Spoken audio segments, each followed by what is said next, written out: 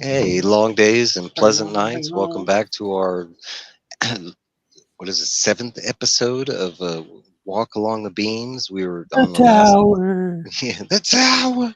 We're on the last episode. This is our part 2 on the last book, book 7, The Dark Tower. We started at, what was it, 344 to the end of the book. I'm gonna introduce my journey. Hell of a journey. Introduce my fine panel right here. We got Trev, we got Aaron, and we got Steve. Unfortunately, our brother Comic Bookworm Namman is still in recuperation and healing and stuff, so he's going to be sitting out and stuff. But I mean, my thoughts go out to Namman all the time. But it is good to see that he's back out there and kicking. But also Philtastic, he's dealing with some family issues and stuff like that, so he probably won't be here. If he does make it, it'll probably be near the end kind of thing. So it's just going to be us 4, which, I mean, it's kind of appropriate for this book, right? The tet breaking, we're making it to the final stretch. I say hi to see if anybody showed up, and now I don't got no comments Aaron turned it into Mordred over there. Oh, yeah. Right. Mordred's a hungry. I love Mordred. Mordred's sick. Get all in there. Once we get people showing up, I'll say hi as they pop in. So we start out with exactly where we left off, the attack on Algul Ciento. The moment has arrived. Roland and his quartet put their plan into motion to free the breakers at Blue Haven, Algul Ciento. With explosives to start the charge, Roland, Eddie, Jake, and Susanna quickly kill and dismantle the prison guards. Ted and Dinky keeping the breakers somewhat fine during the assault. Shimi receives word from the beam and it says thank you. Also gets mortally wounded in the process. After the battle is won, the Tet cleans up the remaining guards while distracting. Listening to Finley's last words, Eddie takes a bullet to the head from Finley. Prophecy fulfilled. Go slow past the Tahin. Say thank you. My first question of the night is going to go into this, and I got somebody that popped in. What's up, Johnny? Now, how you doing? Thanks for stopping by. So my first question is costume in play, life for a life.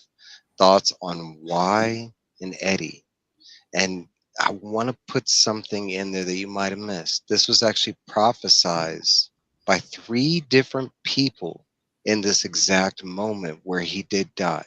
I know this comes up a lot, that Eddie died for no reason, but this comes after they saved the breakers, saved the beams, and was prophesized. And I'm gonna go with open floor. Any thoughts on why Eddie was chosen first? Why it had to end this way? Anything you want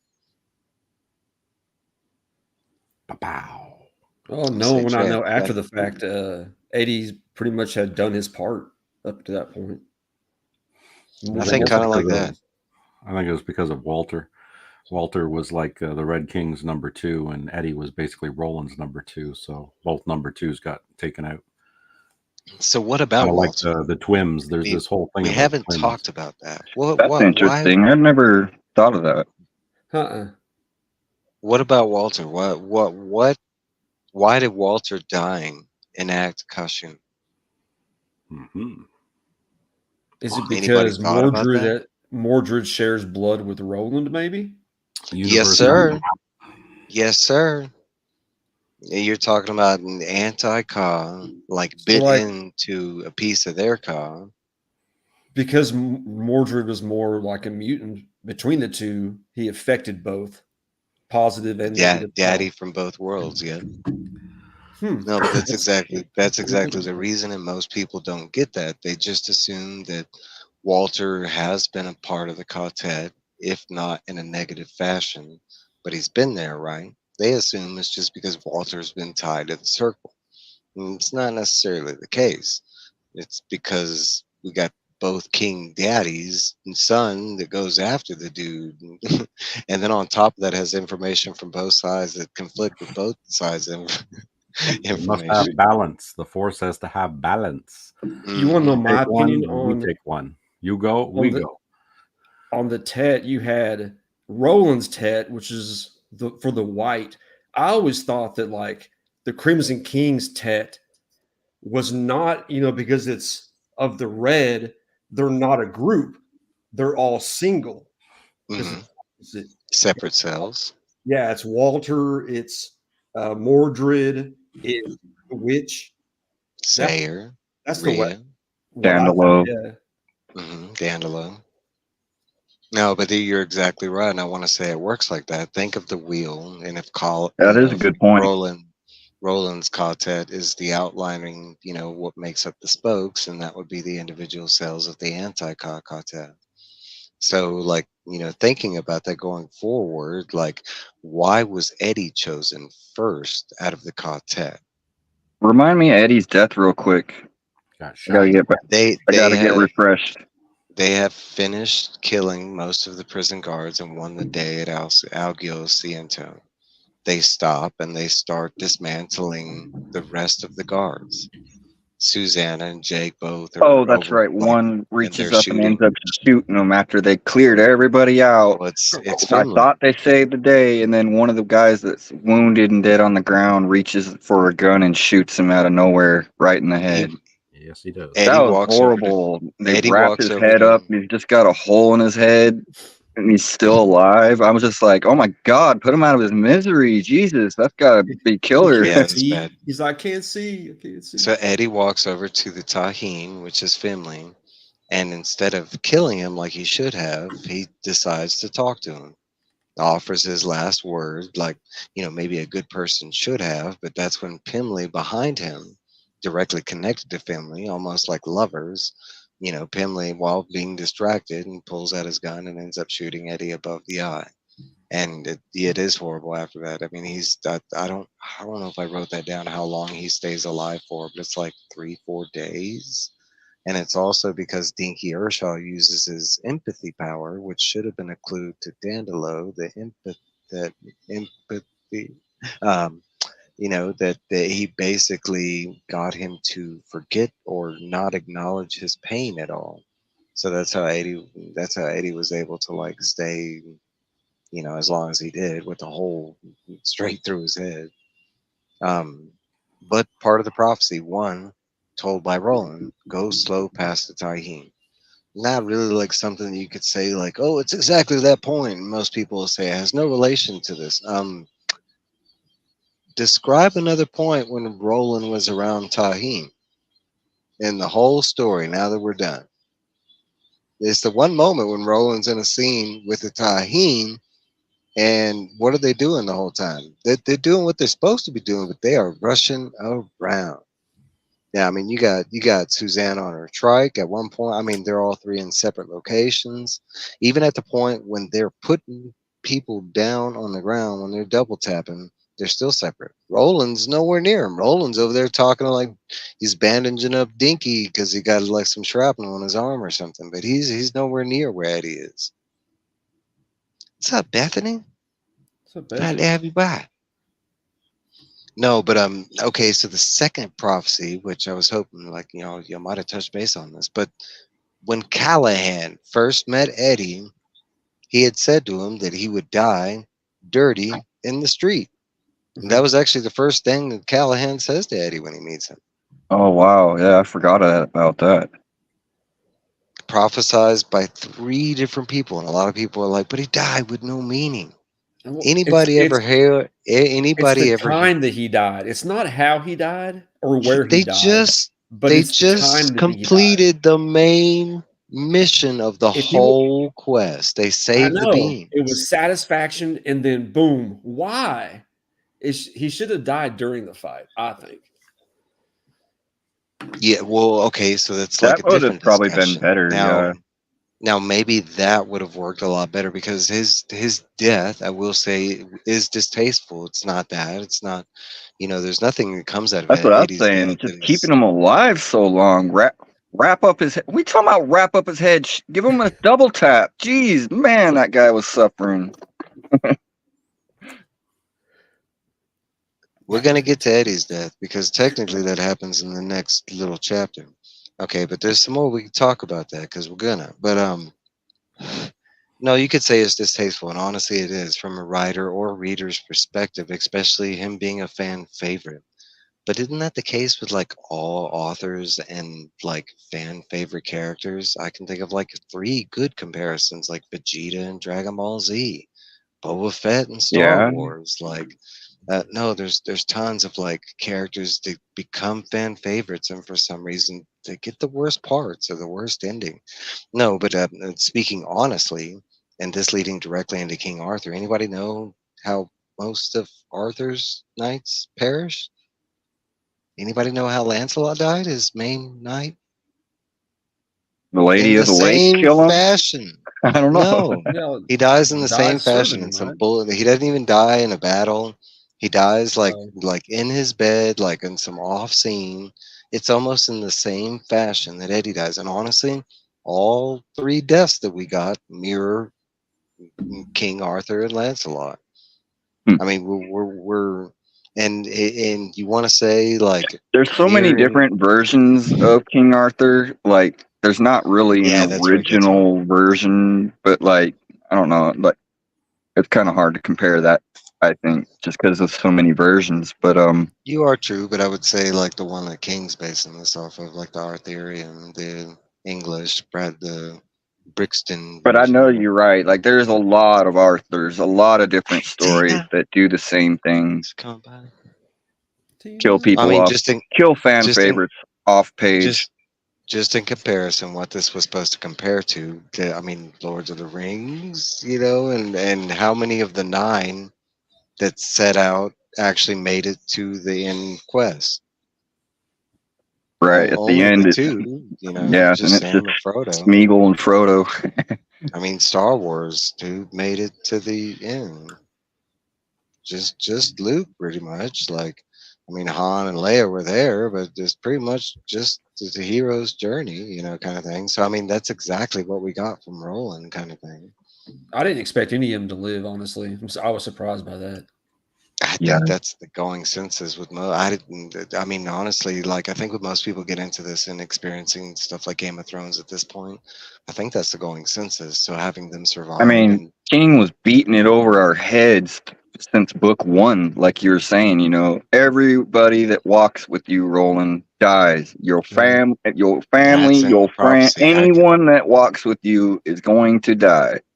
I keep wanting to bring that up because it's something that's said numerous times that I don't think registers until later on, or either it does and it's not there when it finally comes. The expectation's different or something. I mean, all his villain bad guys are horrible. They're not great scenes, right?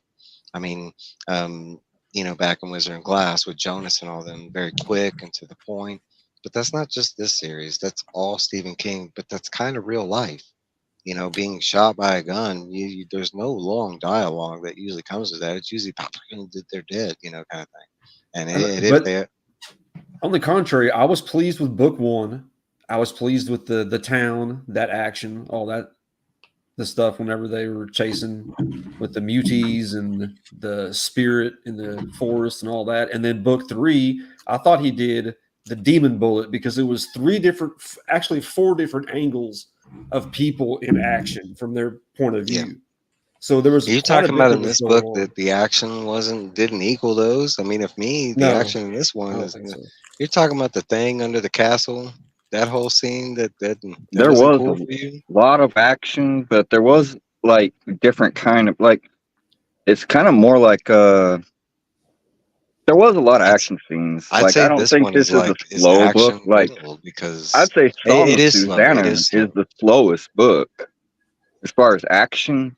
Yeah, The yeah. least amount of stuff happens in Song of Susanna, I think, or Wolves of Kala, one of the two. Like, those two books have the least amount of action and the most just filler, in my opinion. Where this is just tying up one loose end after the next loose end after the next loose end. Yeah. He's just tying it up, tying it up, tying it up, tying it up.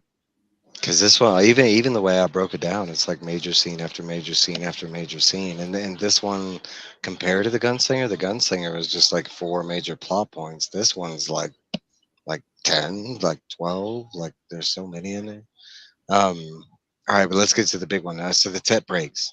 Part of their quest complete, but no time for celebration. Eddie's still alive. The Tet gets one-on-one farewell to Eddie before he dies. Dinky taking away the pain from Eddie, and each gets a touching farewell. Before Eddie dies, he tells Jake a piece of a vision. Watch out for Dandelion. Roland sends the breakers to Calibran Surges. Using Shimi's teleportation power, Roland, Jake, and Hawaii are set to Keystone World June 19th, 1999 to save Psy King. Susanna stays behind to grieve and eventually head out with Ted, Dinky, and Shimi. And like I said, we're going to talk about Eddie's death right here. My first question comes out of all the deaths, why spend so much time with Eddie? Out of all the deaths that after this, it's the only death that we really do spend any time with, to the point where we don't even get to spend any time with Because I think, Jake.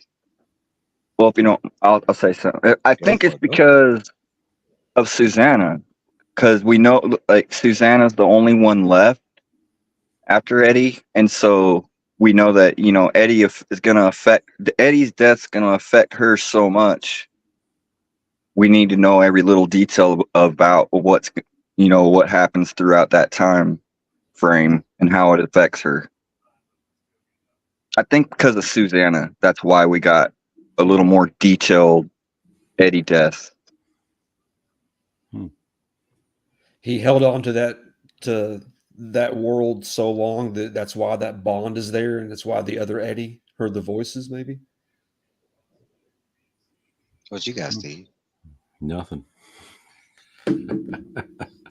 I mean, I'm gonna just throw these out there. But I think that he was just doing his run on.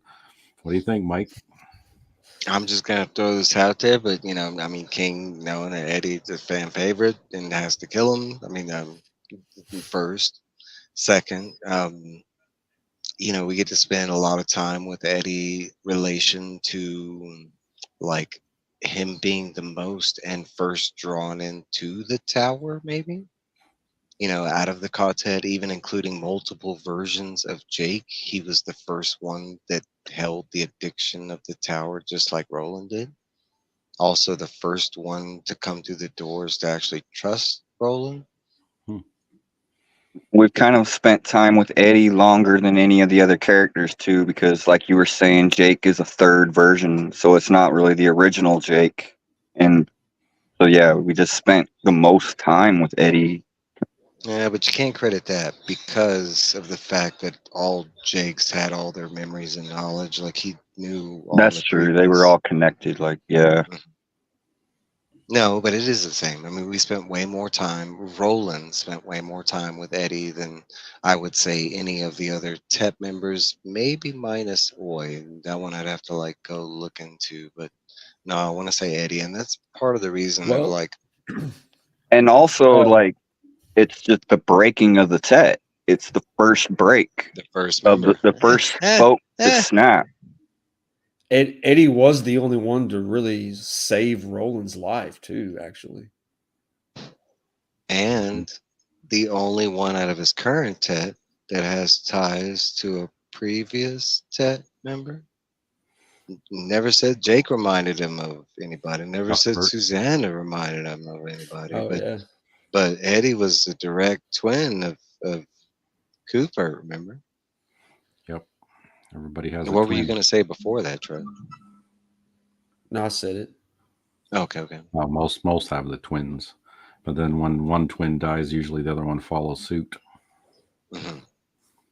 But also a twin connected to the TET. Power among power. I don't know. From Kala shared the addiction. They were both addiction.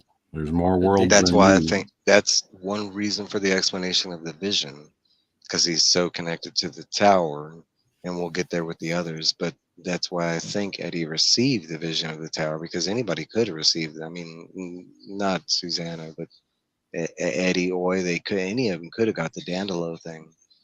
Why Eddie? You know, I want to say he was the most, besides Roland, I want to say he was the most attached to the tower. You know, he was fully committed to the journey, willing to sacrifice himself to, you know, for Roland to make it to the tower, kind of thing.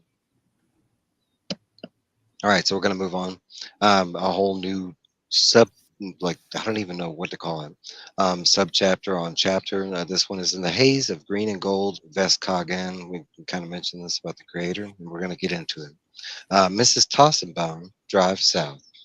Now, back in Maine, Roland and Oy and Jake head to East Stoneham General Store, searching for Stephen King. Inside the store, we meet Chip McAvoy and Irene Tassenbaum for the second time on both people. Irene Tassenbaum was kind of in the background in the first time, but she was still there. Needing a guide, Irene agrees to help drive Roland and Oy and Jake to Stephen King's house, but learning he is on a morning walk, knowing that King is in danger, that we see firsthand from multiple angles, that speed off to save him during the trip. Jake is able to touch Brian Smith and delay the accident. Still in travel, Jake realizes that he has to be a sacrifice to save King. Getting all sides of the story, Brian, King, and Roland, like we got all sides of the story. We leave this chapter with Roland car pulled to the side of Brian's car. Roland jumps out, and that's where this leaves. It's right before, you know, the This is accident is where next. Stephen King puts in his creepy Thanks, Tina. sex hinduisms. I don't know why he has to do all that all the time. Like Now that one I would say is probably some of the fairest criticism that comes from King, and it's like widely. He does have like weird sexual innuendos and weird times that he wants to add, like, and they don't really bother me. They never have, but I can see why people like. I mean, he has big ones in it, and like, but no, in this story specifically. and man, But was he was going in. This is kind of early, but man, was he going into some details on that pussy bump on Susanna's lip? I was just, golly, man, you have to get that detailed in yeah, it. he drawn that You in got a to the bump point on your where lip. I got you. I kind of, in all, you know, because I wrote all these little, like, you know, summaries or whatever. So I mean, I kind of like mentioned that the But least because it's such a, I didn't like Miss Tassenbaum. I didn't like Roland having a romance with her, kind of fling almost like. She's like, I'm Hey, cheating on say my it, It's like, husband with come this on, guy. Roland, quit say being it such a right. horn dog. No, no, no, no, no, no, He no. didn't Say do it it for right. him. He did it for her. Yeah, he didn't do it for her. She wanted it and was She drawn wanted to it. him. We already know that he has that glamour on regular people. Hmm. Like they're just Okay, drawn to yeah, him. Like that had nothing to do with but her. I was just like, geez, She didn't see it as cheating. Trust me, I'm like the biggest keep person your that goes mind on the cheating. mission. It's Nah, like total like 1960s sex action though. It's like she takes her yeah, it top off was. with her saggy breast and they fall asleep in each other's arms. James She was Yeah, laying in yeah. bed in the hotel room with just her panties and bra.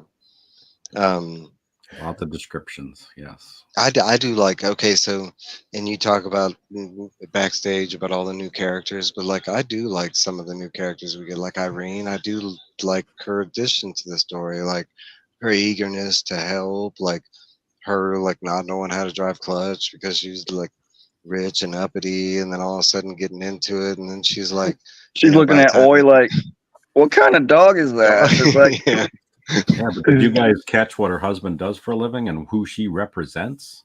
yeah, She's part of he North created the Central internet. Positronics. Yeah, That she is. that's It who had she that is. magnet. Had She's the the magnet enemy. on. Yep, She's the enemy and doesn't even know it.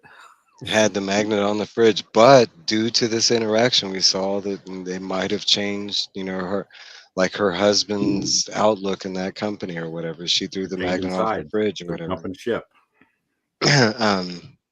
All right, so no question here. We're just going to move on. But Vest Kagan is the next chapter. Roland pulling out of the car, attempting to grab King, but his hit fails, and Jake springs into action, jumping over Roland, grabbing King, and turning him at the exact moment, using himself as a shield. Jake takes the hit instead, but King is still badly hurt, but alive. Roland damns King for the sacrifice that Gan demanded. also realizing the pain gone directly connected to Stephen King and the accident. Jake demands Roland sees the king, and Roland does this, and while talking to King, Jake dies off camera.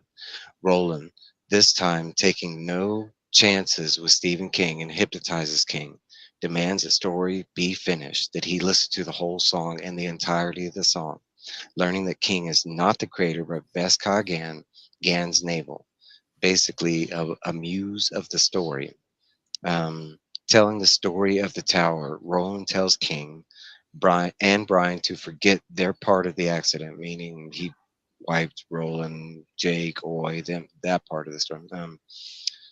Having to bury Jake not far from the accident, Roland sends Irene to pack while he does this. Roland, Oi, and Irene head to New York to check on the tech corporation on an ocean. Now, 20 years in the future, we spend some time in the journey with Irene and Roland and Oi as we mourn Jake. We also learn what Jake told Irene, with Oi making a promise. Here's what I Nope. didn't. Go ahead. Go ahead. So I like. I don't know how to put this. It's kind of conflicting. Like I like kind of how it was done, but at the same time, I feel like with Jake, but I feel like it shouldn't have been done. Like it was wrong because Roland hip going out as he leans out the window to grab King off the road and save him. But his hip goes out, and then Jake hops over him and saves King. Well, the whole thing with his hip going out, his hip shouldn't have gone out because Roland is healing. They've saved the beams, and the beams are healing. Everything was healing, and so Roland's hip shouldn't have went out. After. He doesn't heal until after they save King. After the accident's already happened, that's when he realizes that the pain is directly connected to Stephen King, that he's mirroring the pain that King receives from the accident. That's what that is. Okay, see, but I'm thinking the whole time, like, he no, shouldn't. Why is his hip going out? I thought he was better, you know? I'm like that shouldn't have happened. No, hold on. So you have to like get the whole scene because it's actually broken into two like split parts of the story. So they drive up. He opens the door, and Roland jumps out of the car, going as fast as they were. That is undecided. Okay, so he's rolling. That's when his hip goes out, and Jake is already like as soon as he jumped out the door, he could gunslinger intuition already knew that Roland looked like he was gonna fuck up, and Jake was out the door to cover what Roland was not gonna be able to do. Yeah, on this part, I was just like, man, I was surprised Stephen King survived. Like he still hits him. King's like all messed up on the road. He flew 10 feet off the road. That's like, King's insertion because in I real think life that's the like what accident actually was happened. not that bad. I think that's how it actually happened in real life.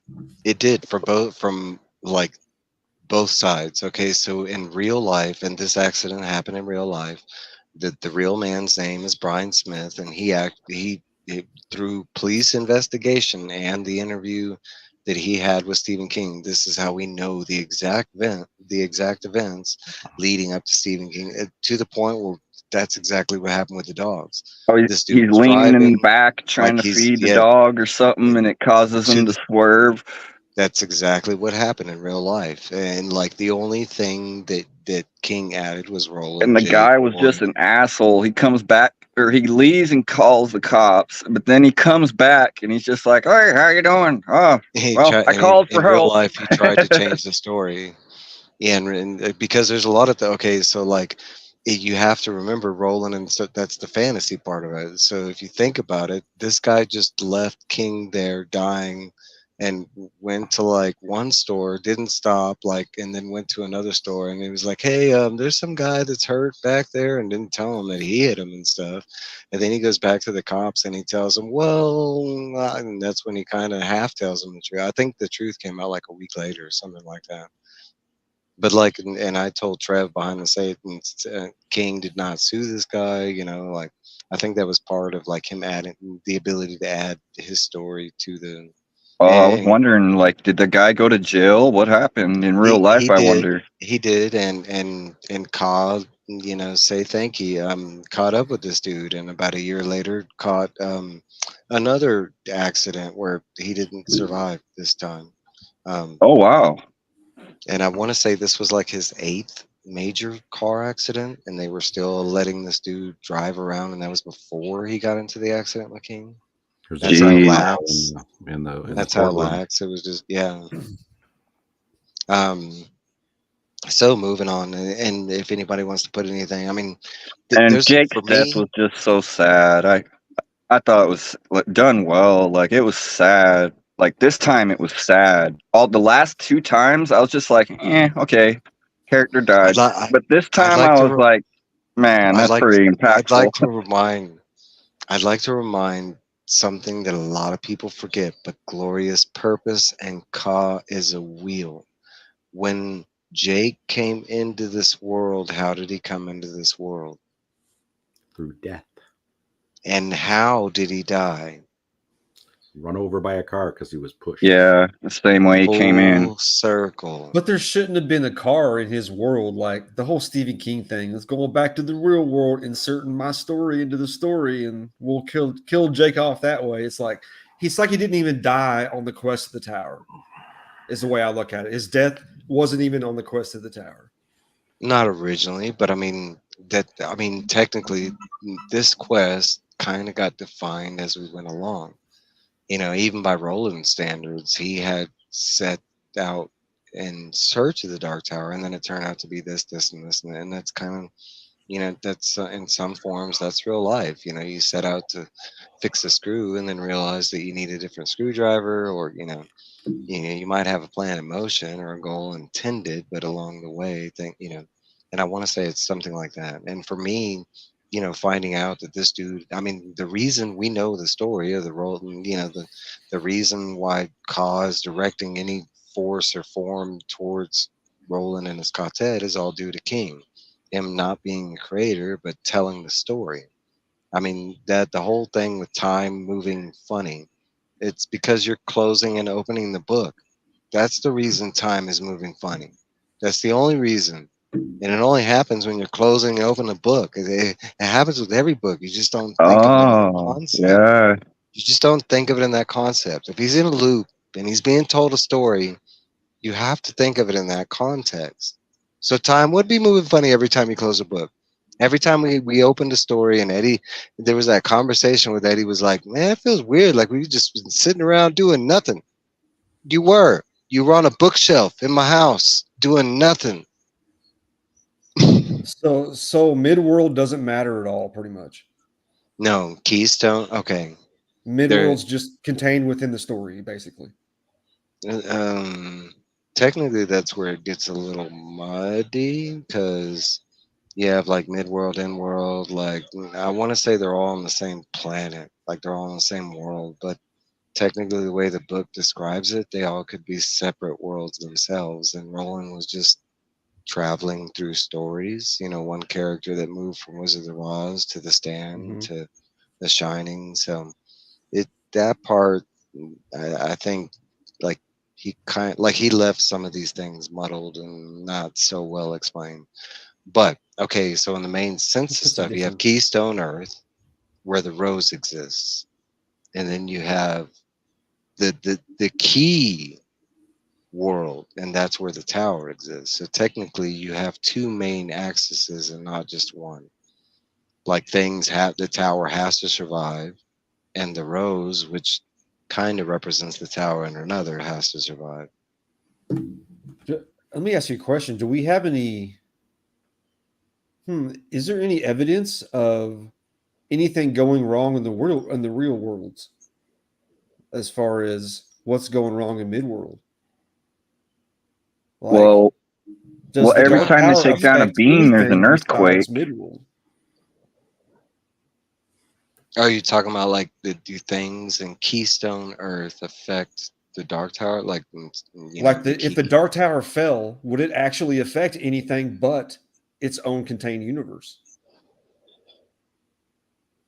technically, the way the book describes it, that would be all known reality, not just within the book, but it would be like all book, because that's the whole point of It's the having. linchpin of all universes. So But That's the point what of adding if it stories like falls, Wizard of everything Oz. falls. I'm trying to think of what the evidence of that is, though. Think about it as the Dark Tower being a place on your bookshelf, It's like and when they the go other books when that are he's with sitting Miss. next to Was it. it? There's a part when he's in our world, he's in our universe, and he says, "Look at the sky," and they look up at the sky, and the clouds are parting ways, and he says, "See, the beam is there. You're still on the beam's track. Stay there." And like so, like the beams are in our world too. So every time a beam breaks, it does cause damage in our world. It would cause damage. It would cause all the abnormalities that we see within the series. Like if we were to assume that our world, the world that we're living in, reality, was attached to this universe, some form or fashion, like technically that we would be living on Keystone Earth because we live on the Earth that Stephen King lives on, and he's Right. telling the We're story. Keystone. There's like We're two different Roland's weird. whole. Okay, there's a whole other level that you're not even thinking Yeah, about. man, I'm There's thinking about a lot of levels. things. There's levels of the tower, and depending on which level of the tower is that dictates like where you are in space and time as well. So it's not just different worlds. There's also like different realities within the levels of the tower as well, because the tower is the known everything. It's like the middle of the matrix, basically. It's a big Like old computer program, the and they're computer in that's like fueling the matrix or whatever. they're in their simulation. You fuck that simulation up, and it'll eventually cascade into the other simulations. Or are All I those can just not different realities of Roland? Mm-hmm. it could be. And it's I all don't, but it's all self-contained. Yeah, I don't whichever know. life he's on this I'm time kind now. of along that thinking now. I mean, it's never stated. Since it's a loop, and you're talking about being just the book basically, and how each page is time, and Well, how many books of the Gunslinger are in our world specifically? So that's how many versions of Roland could be out there, and there could be yeah, a version of the book where the horn started in the beginning. Like there could be a version where wow. Pick like up the it's damn not horn. Susanna, and it's not Jake. It's Phil and it's Bob and Billy. I mean, that's the whole point of this. Okay, we'll get there because that's some more fun. Um, I want to put in that I hate the way Jake dies. That all of them, they're all family, they're all friends, right? But but I mean, reading it and like knowing the story, I knew that this was coming. It's hinted. It's okay. So like the way Jake dies, Roland isn't even there with him. You're talking about that he sees him as father and son, and I mean that's a huge thing. I mean that's one of Jake thing, you know, and we'll get into that. But you talk about like if this is all repentance or redemption, or what did Jake do to deserve an afterlife kind of theory, blah blah blah. But it kind of goes into the fatherly thing, right? We know Jake had like did not like his family, didn't even see him as family kind of thing, right?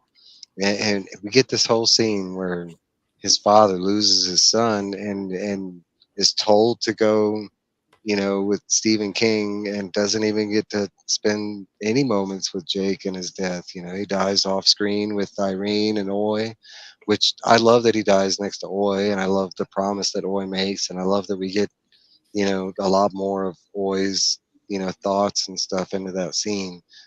But okay, from a writer standpoint, he had already killed off this kid twice, and we got to mourn, with this kid twice. So I mean, I understand why, and that's the whole reason why it was done off camera. And King's like, yeah, we did that like 2 times before. We don't need to do it a third, And then plus that, did he really die? I mean, we got him in the end, right? A better, like, kind of a better version, because now he's Eddie's little brother, and soon to be maybe, I guess I see what you're saying. I didn't like the moment it was happening when King or Roland had to go and make sure King was okay and just during that time he was away, Jake dies before he can get back to him. I didn't like that either. Like, he should have never left him. He knew he was dying right there. He would have been staying right there with him every moment till hearing his last breath. What's the last thing you need to say? But And Roland didn't want to, but I at the didn't like same, that either. and But I Roland didn't did want to. like afterwards, like the effect you get to see it has on Roland afterwards, and like how much it really meant and how much it really breaks him. Nah, And the effect it has on Owen, that it broke my and heart. Oi, I mean, yeah. you're going through at this point, and this is let it be known that Owen only speaks 3 more words after this. Like, he stops speaking entirely. Like, not only that, but at one point he stops eating. And And he you walks talk about into the forest, along the sacrifice. path, into the clearing, and he knows You that's where he's going to bury Jake. That was pretty poetic. even even had a gunslinger moment, knew he could get out of what he was into, and still didn't to complete a promise. Boy, like, I love Owen. All right, so let's move on. We His got more. last one was Orland. Roland. New York again. Roland shows ID. I love this chapter. Roland makes his way to the tech corporation in New York. While Irene waits for him inside the tech corporation, we learn that all that was a comment. Inside the tech corporation, we learn that all of Ted's efforts have paid off. Meeting Aaron Depno's great niece, Nancy Deepno, a new line of gunslingers. Roland sees the Rose's safe, heads to the 99th floor, and sees Moses Carver is still alive and kicking. Hearing that John Cullum died from a gunshot in his older age, Deepno, actually living a lot longer than his cancer-ridden life should have, died shortly after. We met Marion Carver, Moses' Carver daughter, and head of the Tech Corporation currently. Roland is asked to show his ID, his gunner. After this, Roland receives information, gifts, and a possible trap. He also receives the cross back from the past, now John Cullum. Heading back to Irene and Oy, they head to the Dixie Pig. Roland says goodbye to Irene and heads to the door back to Midworld. Forced to travel through echoes of the past, Roland and Oy make it through the door and into FedEx Station. Um, Not really any questions, but a whole lot that goes into this, and we get a whole bunch of information that kind of ties up a lot of other things. We know that the Rose is safe at this point. At this point in the story, there is something so major that a lot of people miss. I've kind of mentioned them, but them saving the breakers and the beams being safe. Roland is told specifically at this point that his quest has succeeded, that he can stop, that that's it. And this is the point really in the story when we find out that that's not Roland's quest. The beam, and we know that as the reader, that the beams were just an extra added, kind of thing that happened along the He way. doesn't That care about saving the universe. He cares Roland just about wanted to making it to see. the tower. He just wants to see what's at the top of the tower. I like that Carver is the one that actually knows that that's his quest. He's like, no, I like this that chapter a was lot. not his quest. I just like the building and how it was like a representative of, it kind of seemed like the Dark Tower, and how he goes inside and it has the rose that they saved in the parking lot way back in the first books. I like how they explain. It's still growing there. I thought that was all cool. The visuals here are cool. I like how they explain a lot of stuff related to the tower / rose, right? We learned that the rose does have magical qualities. Those being around it, they're And they know not a only, lot about Roland. I was like, holy cow, they know everything. well, they have their own breakers, and we get that explanation that they know a lot of the story because they have their own psychics. They're not as good as the breakers that the Crimson King was stealing, but we do know that they've seen the tower themselves. They've seen bits and pieces of Roland's journey. We kind of know why now that you know. It's because they have the Dark Tower. They had somebody watch the Stephen King. They even give him a Stephen King book. Like nobody thinks about that, but that's what them breakers are doing. They're over there. Their breakers are over there reading Stephen King's books. Mm-hmm. Yep. Okay, so not only that, but we get the trap. The trap is something that to this day still eludes me why. And Aaron has not read the book, and I know Trev, you have not read the book. Steve, have you read Insomnia? Yes, I have. I know you have.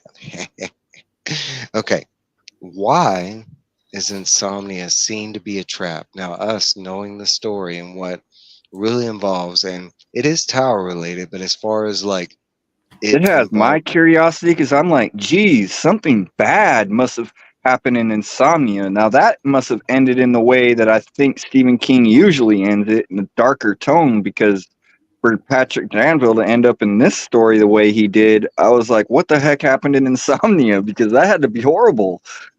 You well, must well, have, warning. Insomnia actually has a really good end, like a really like kind of happy ending.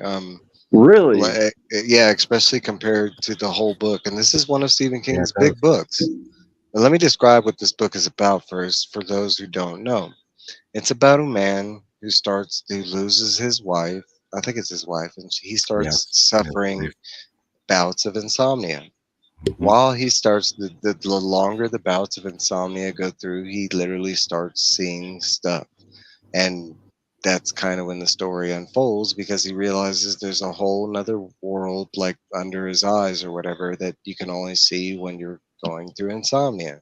We meet all kind of characters that aren't really introduced within the Tower series, which I wish they were. There's a lot more information about the tower, like levels of the tower and stuff like that.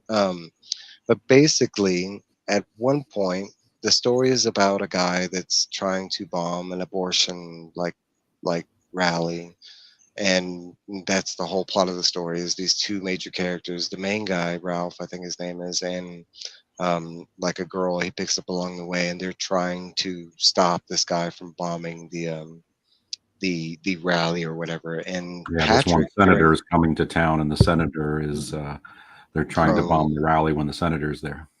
mhm. And Patrick in the story is related to the like killer. He's related to the bad guy, which is kind of funny because Deep Know weird.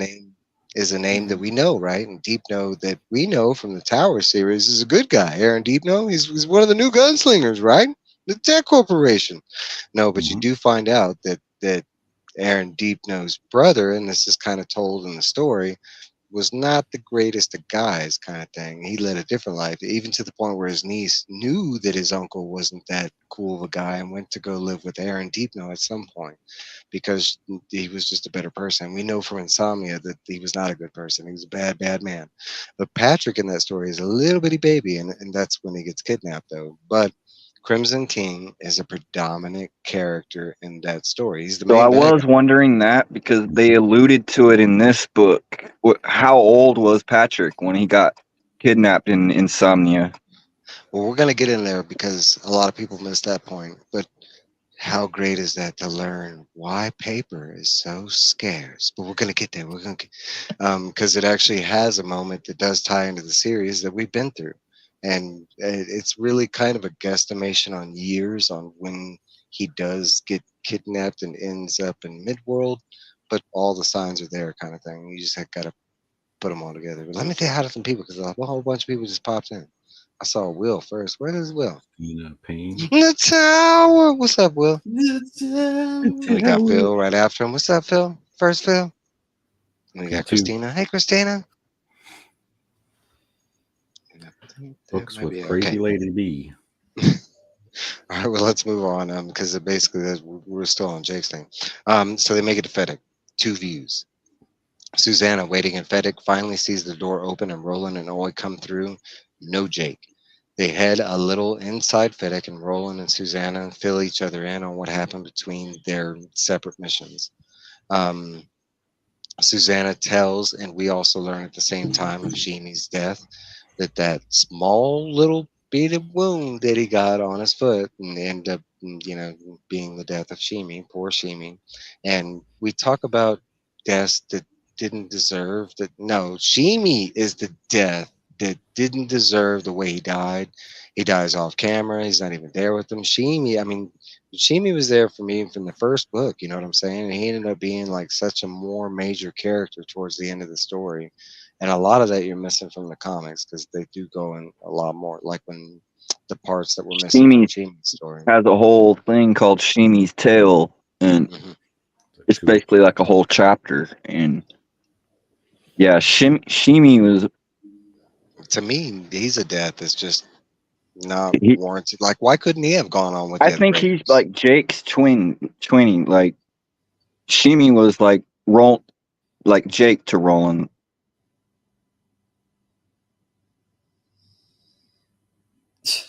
There you Kind of go. does. The twin. Um, no, but we do find out she needed. I mean, why couldn't he have He gone didn't off with deserve Ted? that. That was I bad. mean, why couldn't he have got an ending like Ted? I mean, we don't even know what happens to Ted and them. We just know that they're off looking for a better world. But like, why couldn't Jimmy be with them, huh? Um, my only thought in Hashimi's death was he was the price to pay for actually talking to the beam, kind of thing, because he was literally receiving dreams and talking to the beam like physically. And I want to say it was like like that was the price he had to pay, was he took that little piece of shrapnel that turned into like, who knows, infection and gangrene. Oh god. Um all right, so Susan tells of Shimi's death. Ted and Dinky left looking for a better world. Before leaving, Ted finds a passage under the castle Discordia. They also discuss Mordred still following them. They also speak of Dandelion. We break away and learn that King is continuing the story and also is confused by Jake's death. Um, there's a This lot in all of chapter went through really fast. Like it. this part, he definitely seemed like it rushed because like I wasn't getting the good image of where I was and the landscape and like how far everything was between each other. Even I just kept hearing castle, castle, castle, castle, and like we're in this castle and we're heading to this castle and we're in between these castles and everything's dark, and that's about all I really got. I didn't really get like a detailed, like normally like I can see every little detail of the environment of wherever we are. That's how Stephen King writes. But in this part, it's just like we're rushing through. We're trying to just get through this as fast as we can. I want to agree because I had to go back and like literally twice to like kind of piece together where they were in the journey and where they were passing through. Like especially Castle Discordia to the Castle Ra Rouge, which is the Crimson King's castle. And before this, it's kind of described that Castle Discordia is the Crimson, castle of the Crimson King, but it's just kind of like an in between castle because there's a castle after the robbery. Yeah, I don't. Yeah, but there is a whole bunch of castles. Like, I don't know why we had to go through like so many castles, but like, okay, so Phil asked a question: does King continue to weave tower mythos into his new stories? Yes, just like he has through not all of them, but sparsely through a couple. There are still nods to the tower, and still He's like also teased about doing one more book to the tower. now it's unclear as far as him. I mean, he might be trying to just revise the last couple of books because he hasn't done that. Now that he has like, but that's another theory. But I'm hoping we get more to the story because we're gonna get in the end what could possibly other stories be. I mean, that's a great question. We're gonna get there. All right. So, but like like you mentioned, this whole chapter kind of moves really quick. It's just Roland and Susanna getting stocking up for the journey ahead of them. They're basically learning that the journey is going to be cold, and then we do learn that Mordrin's a following, kind of thing. We move on to the next major chapter, the White Lands of Empathica. And I think it's a major clue that a lot of people miss is the whole Empathica thing. But Dandelo, the thing under the castle, and this is actually one of my favorite parts, like in the whole story in general. But while searching for supplies in Fedek, they find two paintings in Sayer's office. One of Mordred standing over Arthur Eld's dead horse Emery, the other of the tower, and their first sight of the Crimson King, because he's in the picture on that's stuck on the balcony. Or Um, the photograph. Yeah. yeah. Learning the pictures are actually painted firsthand by a Patrick Danville that they don't know, and the paintings I just missed the painting is the first person drawn. They find Sterno and other supplies. They sleep. Susanna dreams of Central Park and Eddie and Jake. They warn of Dandelion. The next day, they head under the castle with Susanna riding again in a harness on the back of Roland. As they walk underneath, it starts to get dark, then dim, then no lights. And not far after the lights go out, do they start to feel a presence and hear a chewing sound. A massive creature starts to chase them, and it's a full on sprint for life. Using bones and the sterno, they fend off the thing that turns out to be like a centipede type of like creature. Still running for life, they finally make it to the exit. I mean, That whole this part whole kind of reminds me of the haunted house with the monster in the house yeah, when they went to get Jake. It kind of yeah. reminded me of that. I think King went and saw Raiders of the Lost Ark and got trippy with that boulder chasing after them. No, it would have been too far for his reference. You had to think about a reference of a movie that came around this time. And that would have been like, I mean, we're talking about 2001, 99. Mm, I'm drawing a blank, but it would have been something of a reference from one of those movies that he saw. Like, he probably saw some movie and they had some, Tremors. maybe, yeah, maybe a new Tremors, maybe a new Tremors, yeah. Hellraiser. I mean, Hellraiser had a scene The like that where the dude was Graboids. chasing that girl down the tunnel in hell. Um, I just love the scene. I honestly like when you finally get the description of the creature, it is weird, nasty, and like, but it's not really what I thought. I thought it was like a dragon or something that was chasing them. You know, like I didn't know it Yeah, was gonna be like. But I mean, it makes sense that it is some weird, like mutated, like. Ugh, I bug don't even. I thing. mean, it's like if you didn't see, Aaron showed a picture of it that's straight from the book in the chat, Hmm. and that thing is just weird looking.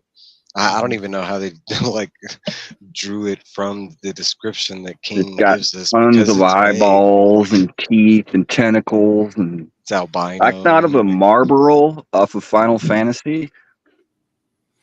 Oh, yeah, Starship I can kind of see Starship that. Yeah, Troopers. Was it Starship Troopers? Remember the bug, that big giant thing yeah, the big with the thing. Oh, Yeah. okay. eyeballs? Maybe it was like that. Um. Okay. um. The Some next kind of chapter fighting bug. on Badlands Avenue. Roland, Oy, and Susanna restock, finding food and a cart, but no clothes, heading out into the cold Badlands towards Castle Rat Rouge. En route, they learn that the Crimson King's forge stopped working at the same time Roland saved the breakers. And Steve, tell me you finished that book, Black Which one? House.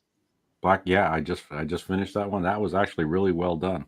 Okay, That was so cool. Yeah, the machine was Talus destroyed. Yep, Yeah, all Talisman and those Black kids House were. heavily Yeah, connect to the Dark Tower series, and in yeah, Black House, you get the story of how the Forge was destroyed. yeah. It's loosely mentioned, but that explains like why Crimson King kind of is at like a 50% power level.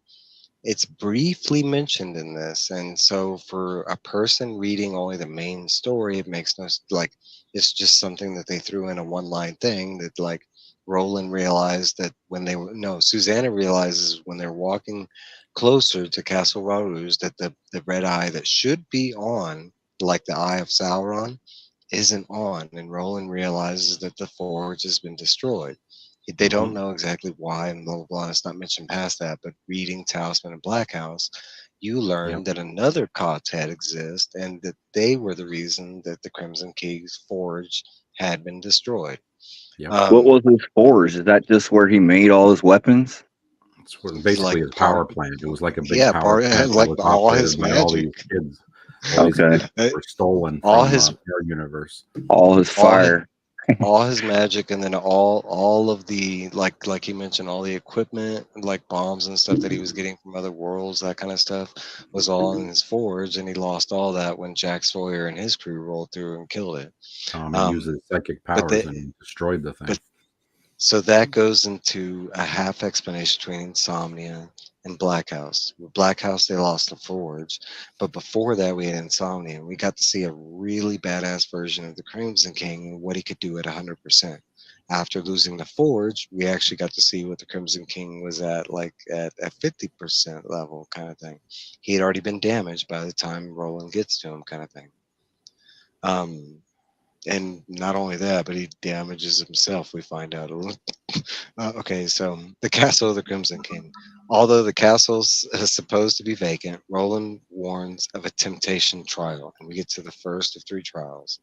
They came across 3 men that appear to look like Stephen King, Phimalo, Femalo, and Formalo.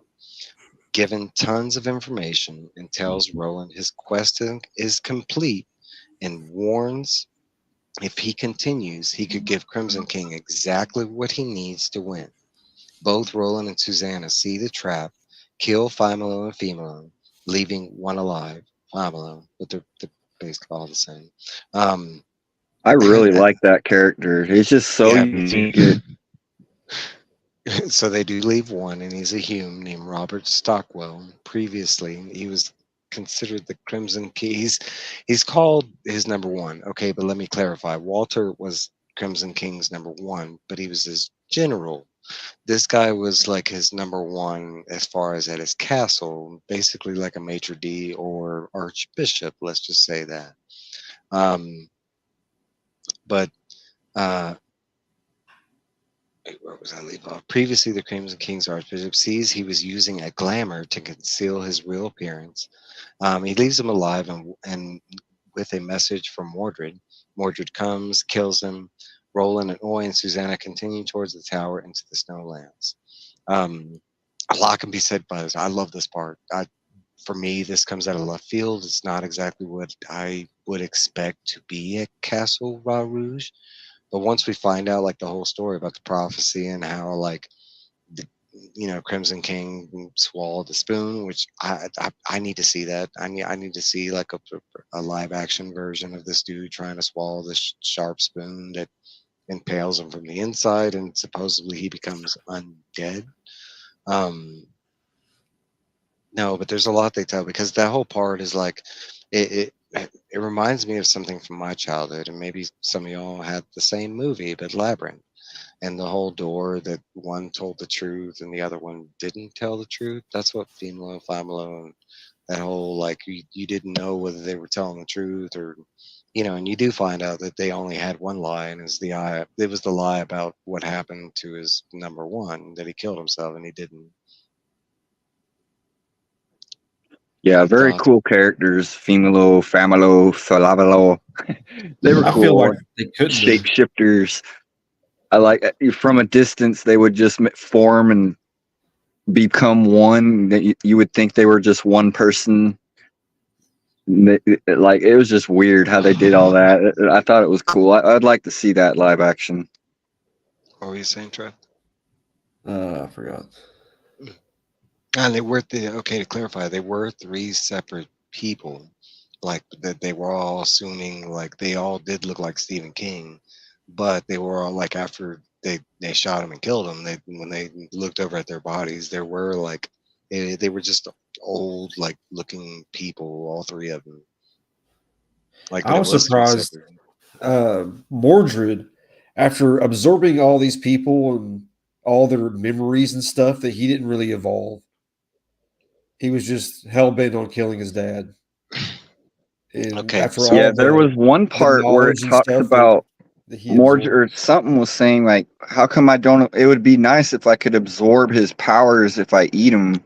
But I know that doesn't. But that doesn't happen. I just eat them, and it's just like nutrients for him. He doesn't get anything out of it. Yeah, Mordred. No, he gets all their memories. That's already been established. No, he doesn't. No, he doesn't. He can psychically connect to them, and that's how he's getting their, memories and stuff like that. Okay, well, even at that, I'm sure he's doing that, and everybody he's killing, he's reading their memories, is he not? Well, he can straight up. If he's near you, he will just tell you, "Come to me." Through his mind, he'll tell you, "Come to me," and he'll eat you. Just by you will walk up to him and just let him eat you. That's because he's controlling your mind. But didn't he absorbed all of Walter's memories, I thought. Yeah, he did. He was Not going abs- through his brain. He was inside his not brain. Not when he ate him, absorbing. but he was going through his brain. Yeah. Yeah, Yeah, he went he through was all his going memories. The through. telepathic hat was going to save his, protect him from him, but it So, wasn't. And let me say to that this degree, because, well, let me say that because going through someone's memories to gain that kind of knowledge, you would have to have the right questions to gain that knowledge. So for him to evolve to be a better like hunter or whatever, he would have to be looking for that knowledge. And going into this, we know that Mordred is conflicted by two sides, this human and the spider side, to the point where he can't even let the spider side take over because it's gonna take over the human side kind of thing. So like his thoughts, or I mean, the book kind of like demonstrate that, but his thoughts are kind of like all like Neanderthalish, like food, movement, hunt, kill kind of thing. Like, so without the knowledge of like how And to then he's become also better. learning like he's only got a few transformations left. Yeah, before the spider takes over, kind of thing. Yeah, and then he'll only be the spider. He can't turn back.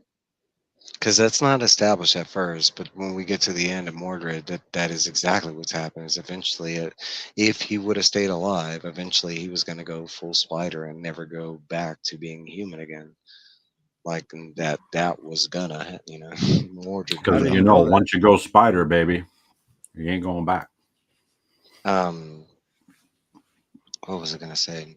The whole Mordred scene to me reminds me of another movie. I don't know if anybody else caught this, but The Crow, like in the whole how he used the ravens to kill the, and he was like Oh psychically yeah, like yeah. controlling How them. Like he tells all the like he's like, oh my god, he's gonna eat me, and then all of a sudden he points at the ravens and makes flapping sounds and points them down to him to eat, he and like then he says, he just the makes eyes. He's like, don't eat the skin, just the eyes. yeah, you get the and then he makes the ravens bring them to him. Like they literally pick this old man body thing up and they float him towards him. It actually reminded me from Stephen King's The Dark Half because that's kind of how the bad guy dies. He dies by a whole bunch of sparrows like eating him to death, and they carry like his bones off.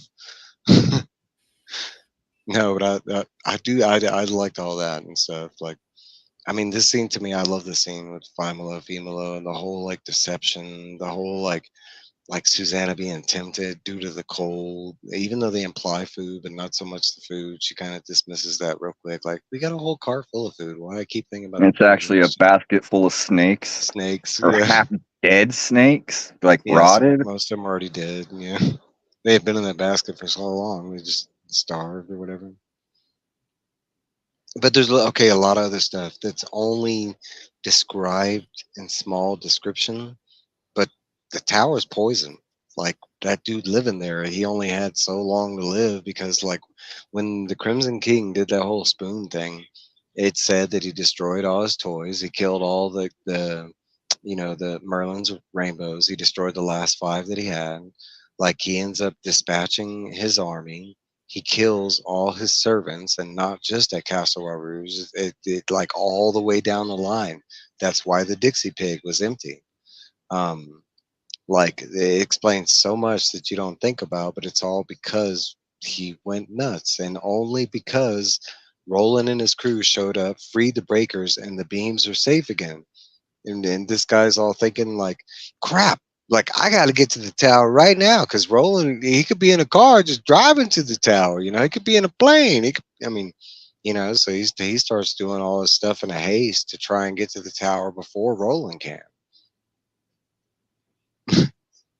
I don't know. Just this one scene alone, there's so much information that we get, and it's funny because as you're reading it, it's planted as false information because we're not supposed to be believing these three guys, right? They're supposed to be enemies. We know it's a trap kind of thing. Roland even like hints at all this beforehand, like no, but like we find out that all that information was genuine, and their boss was just nuts.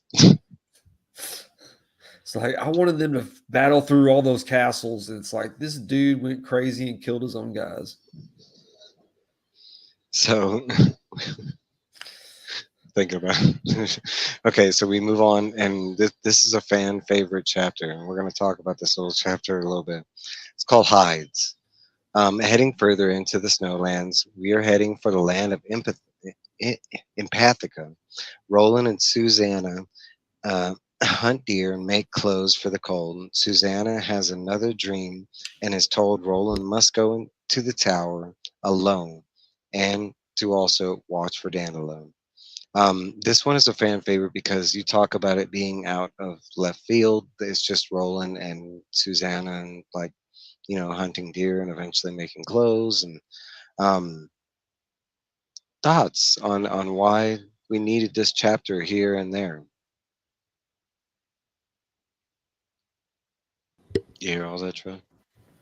Yeah, basically showing that, like you were talking about earlier, that she's not connected to the tower. She's not. She's thinking about her lost loved ones and not thinking about the tower during this time and stuff, and made Roland realize that. I think that maybe her time is done. I'm sorry. What was the question? Thoughts on this chapter hides why we needed this moment with Roland and Susanna um, hunting deer and making clothes, basically. I think. Hmm.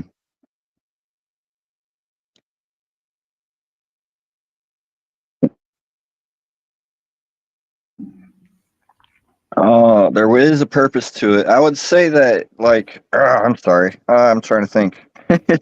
uh, I Well, we remember kind it of coming up later on with something comes up later on where they mention it in the we story, and I'm like, oh, what was it? so we kind of mentioned some of what I'm looking for in the answer, but who spent the least amount of time with Roland?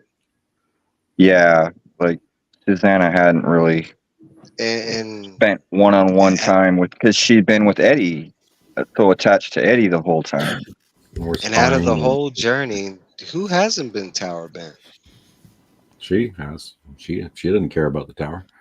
She hasn't heard the song, not one dream. Like She was not there's vested in it at all.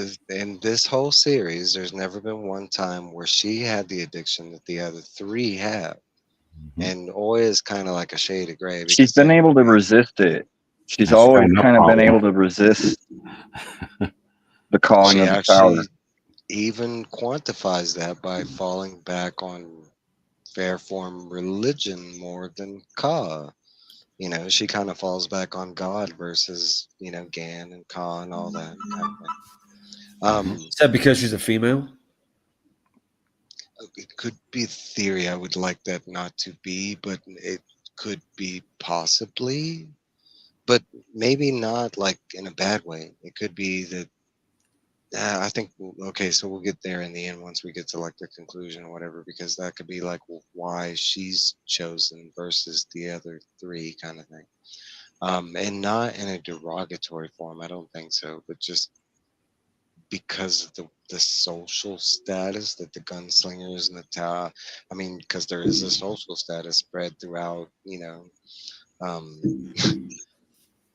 no, I like that, but I want to say it's chalked up to that. We are grieving from Eddie. It's her love.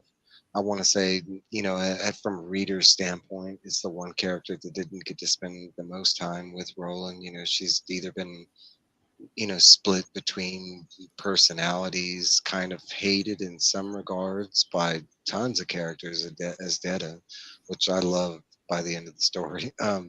She's feared by like the enemy side to the point where like the Crimson King is scared of her, which is so dope. Um, not even the whole, just that personality, which is kind of a crazy thing to say about yourself. But I think that, I mean, a lot of people complain about that chapter. You talk about a dull moment. That's the dull moment in the story is when we're going snowbound and we get to that place and there's not really anything happening in the story. We're just I, grieving. We're hunting yeah, I deer. had nothing really memorable out of it. Mhm. And a lot of fans do complain, and that's why if you ever go on like a Reddit and you see like anything related to the Dark Tower and them talking about hides, they're talking about this chapter about because it just I believe it's necessary, but at the same time, it could be summed up in like a couple sentences, and we could have moved on, kind of thing. And we got, I mean, this whole chapter is like literally an hour and a half worth of reading. It's quite a bit, and the juice of this chapter doesn't really come to the end. with her dream. It's literally like the last couple minutes of the reading. You know. All right, we're gonna move on from odds. So next chapter is Joe Collins of Odd Lane. 3 weeks have passed. 3 weeks, and the snow and the cold are taking a toll. Mordred, now a teenage boy, is still following but struggling. Cold, hunger.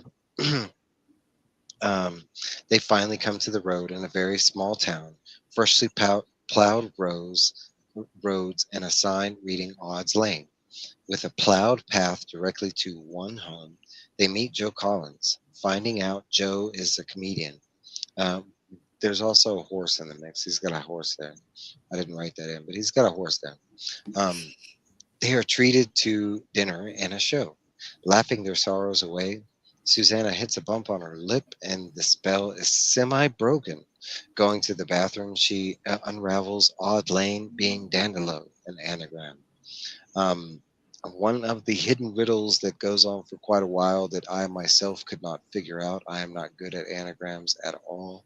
Was there anybody that went through this and figured out the Odds Lane and Dandelo thing? I kind of get it now. The Odd I get it Lane, now. you just mix. It's the same letters that are in Dandelo. So if you just mix them around, they'll spell out Dandelo. Yeah, I did it. I wrote it out on a pad of paper and figured it out. Just because I like little puzzles like that. They're fun.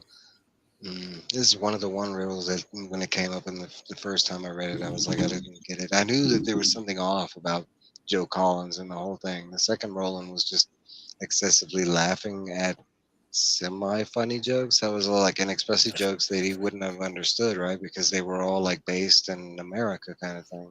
Well, I Like knew he was wasn't going to talking. be a good guy because they were deep in enemy territory and they're not close Oh to yeah, Tower. yeah. There's no way that the Crimson King just walked on by and left this dude just hanging out in his little cottage there. See, I thought he No would be a fucking good guy way. because I thought the main threat was Mordred coming behind him. So like the whole time Which they he were there, is. I was waiting for Mordred to pop through the door, but really they were already in the door with the enemy. Mm-hmm. And he almost got him too. Talk about like Had the whole cabin glamored where it wasn't even a cabin; it was just a hut out in the snow. there's not even other houses. It's just that one house, and they see like a small town as they roll up. The only thing that was real was That's that how powerful photograph his on the glamour. wall of the tower. And that's where Yeah, they found the that's the only. actual photograph of the tower. It wasn't a Yeah, painting, was it the was an Polaroid. actual Polaroid. Yeah. Okay, so because we're gonna touch base on Dandelo. I love Dandelo. The next chapter is Patrick Danville coming out of the bathroom and the glamour broken. There is a brief struggle with Dandelo and Susanna. Susanna puts 2 bullets into his brain. Now dead, the Joe Collins glamour completely wears off and is shown to be a bug-like creature, not even human. Hearing something coming from under the home, they find Patrick Danville held hostage under the home. Finding out Dandelo fed off of Patrick using humor, terror, and grief. Tired of his shrieks, Dandelo cut out Patrick's tongue. Finding out that Patrick is beyond genius with drawing. They met Stuttering Bill, a good robot. They rest and eat and avoid the blizzard. Leave in Bill's plow. Mordred comes to Odd Lane and eats Joe's now dead horse. Continues on. So Dandelo. Okay, so we kind of briefly talked about this behind stage, but Dandelo is like, he's my example of like what we would have got if there would have been like a traditional gunfight with the gunslinger and the Crimson King, because D'Angelo is so close to Pennywise and the library policeman. I mean, he does have other, like the Outsider. He has other, like, I don't even know if we have a name on them. I know Pennywise. Yeah, he's one of the like anti-guardians, but like the Outsider, I don't know if we got a name on him. I don't know, but these like bug like Psychic vamps. psychic vampires, and again, Susanna, It she was weird, like you were about to say, like how he's a beetle, like he has a body of a beetle or something. That was so weird. okay, all four of those other examples, like him included, but Pennywise is a massive looking spider. The bad guy and the library policeman, and I forget her name. It's the female librarian that's in the story, but she's like a moth like kind of bug thing, and then the outsider, he's kind of like this weird like cockroach bug like thing. Beetlejuice, Um, Beetlejuice, Beetlejuice. but all those bug type like creatures, they are all like in one form or fashion a psychic vampire. They all feed off of like some emotion. Pennywise was he fed off of fear. The outsider was like I think he fed off of like grief and Yeah, something else grief like was a big one. rage Grief, agony, and torment. Sounds like my and coworkers. like. But to give you reference, we have met another bug-like creature that had the same qualities. The Canton, the doctor bugs that the Oi dispatched in the Dixie Pig. They were also psychic vampires. They The fed off Oh, of emotions. the So doctors and maybe insomnia. these are like maybe this is like a really evolved version of one of those. Or Or a maybe there's like a cross whole something, world of just cross with the insect. person, or Yeah, like who knows? I mean, that gets crazy right there thinking about that. Um, I mean, besides Patrick Danville showing up, and this is kind of like a weird thing that Stephen King has confused fans with. He is described at certain points to be the ageless stranger. Okay, now I'm going to give my definition. The ageless stranger we met, that's Walter. He's kind of the one character that we met throughout the story, besides Roland and the Crimson King, who's ageless. Like King, I believe, kind of like messed up and just called Patrick that, but Patrick doesn't really fit any of the ageless stranger that I would like do with a character. Like he's not really ageless. I mean, we find out he's I like think in they meant ageless in that they just couldn't tell how old his age was. They didn't know if he was 15. They didn't know if he was 30. He had an ageless look, like you couldn't nail down how old he actually was. yeah, but in a prophecy, which makes more sense. Like Walter, who is like ageless because he's been around And since now who knows with when. Walter being ageless, I think that more of just like immortal, can live He forever, on and on and wasn't on. immortal. Right. Yeah. But could have if he didn't die, like or get murdered or killed. He could have just kept living and living and living and living. Now, but that's I want to believe that there are times when King has like kind of muddled some things, and that's kind of one of the things is the age. It's not even talked about in this story is Patrick being the ageless stranger. This is something that King said in some of the afterwards and some of the other books. But if you read like the first three books, he claims that was Walter. So get that. I want to say my definition, Walter is the ageless stranger, not Patrick. Patrick, like he does have purpose in the story, but I wouldn't say he's full quartet. Like, I wouldn't say he's more like Irene. He's more, I wouldn't say she's quartet. I'd say she's he's more just like a weapon. He's a MacGuffin. a tool. Yeah. Oh, he was a big MacGuffin, the biggest, right? The ultimate MacGuffin. All right, so we got the Scarlet Field. I totally think Jake should have been Patrick Danville's spot. Like No, Jake because deserved it what because what happens to Patrick? Jake What should have happens? sacrificed Patrick himself has and killed by Patrick. killing the Crimson King, not sacrificing himself, saving Stephen King. That would have Yeah, been I better, agree, in but my Patrick has the opinion. worst ending. Like Patrick is told to like go Patrick is find told. Stuttering Well, Bill. he's told to go find a door. He can go. Patrick could draw himself anywhere. He could go He to a beach. could, He could but go anywhere. these are all like coulds. He basically left him in like a foreign land by himself. He's mute. He already That's had like true. he That was wasn't the pretty harsh. smartest I of wasn't people. expecting that. I thought he was going to actually die Bill there Bill somehow. Bill told them that it was probably his last rotation. Like no, it's one of the more like horrible like things besides Shimi. It's one of the more horrible things that not only Roland does because But he's he just does like, have a hey, I made it to chance. the tower. I mean, Just he head is that. mute, but like all he has to do is get to a safe spot, draw himself a door. He can get back to his world. Like he has a chance. We're safe in Mordor. Like He how isn't. far is at the foot of Mount Doom? How far do you got to travel to get out of Mordor? Huh? Huh? Huh? Yeah, I'm at Because the that's tower. when Fuck you. I'm going. See ya. right. At least with the Breakers, they were kind of close to Caliban Sturgis. As far as like where Patrick is left off, oh But I God, like think, like, I mean, all he has to do is find a tree to hide behind, and that'll give him enough time to draw a picture. I mean, all he has to do is draw a door, and he's gone. I think Patrick lived. I think he left and kept and made it back to our world. We don't know. They we'll never get there. tied We'll up that get there. loose. So we got the Scarlet Field of Cancon no Ray, the Soar, and the Door. They head to the tower in Bill's plow, listening to CDs and witnessing Patrick's talents with his art. Stuttering Bill, eventually coming to a place he couldn't pass. Roland, Oy, Patrick, and Susanna travel on foot. Resting, Patrick draws Susanna and then learns his power and the reason why he was imprisoned. What he draws becomes real, and what he erased is erased out of existence. Being told through visions and dreams, Susanna comes up with the door to another world. Her part finished.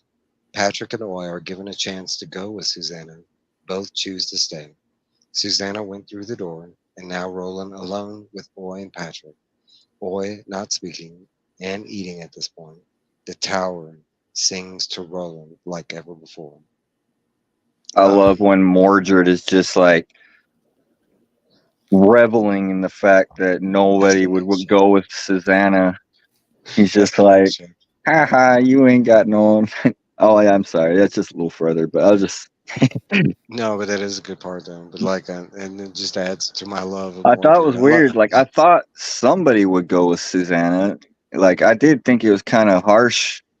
I thought that was just as harsh as it was for Patrick. It's like, okay, Who would go go ahead, with her though? Susanna. Go.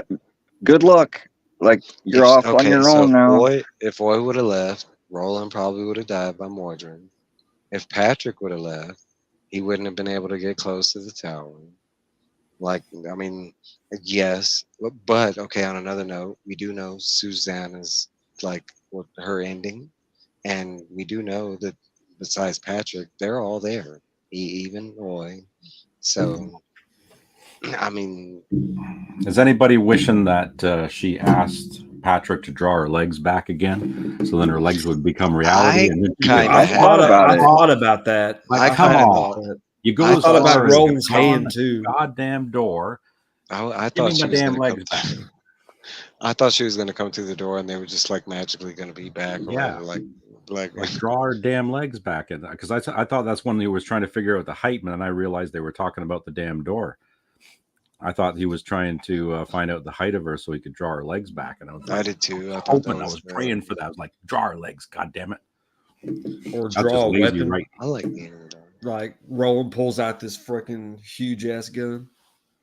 Right. Yeah. He like draws Roland with a huge The BFG from Doom. sniper rifle. He just goes They just have to. boom. Yeah, draw me some Okay, Bring me grenades. so down under.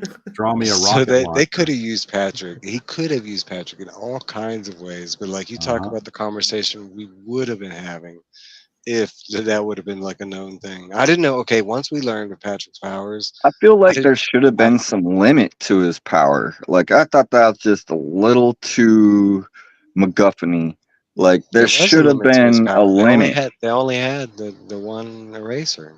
There was a The limit. Infinity Gauntlet.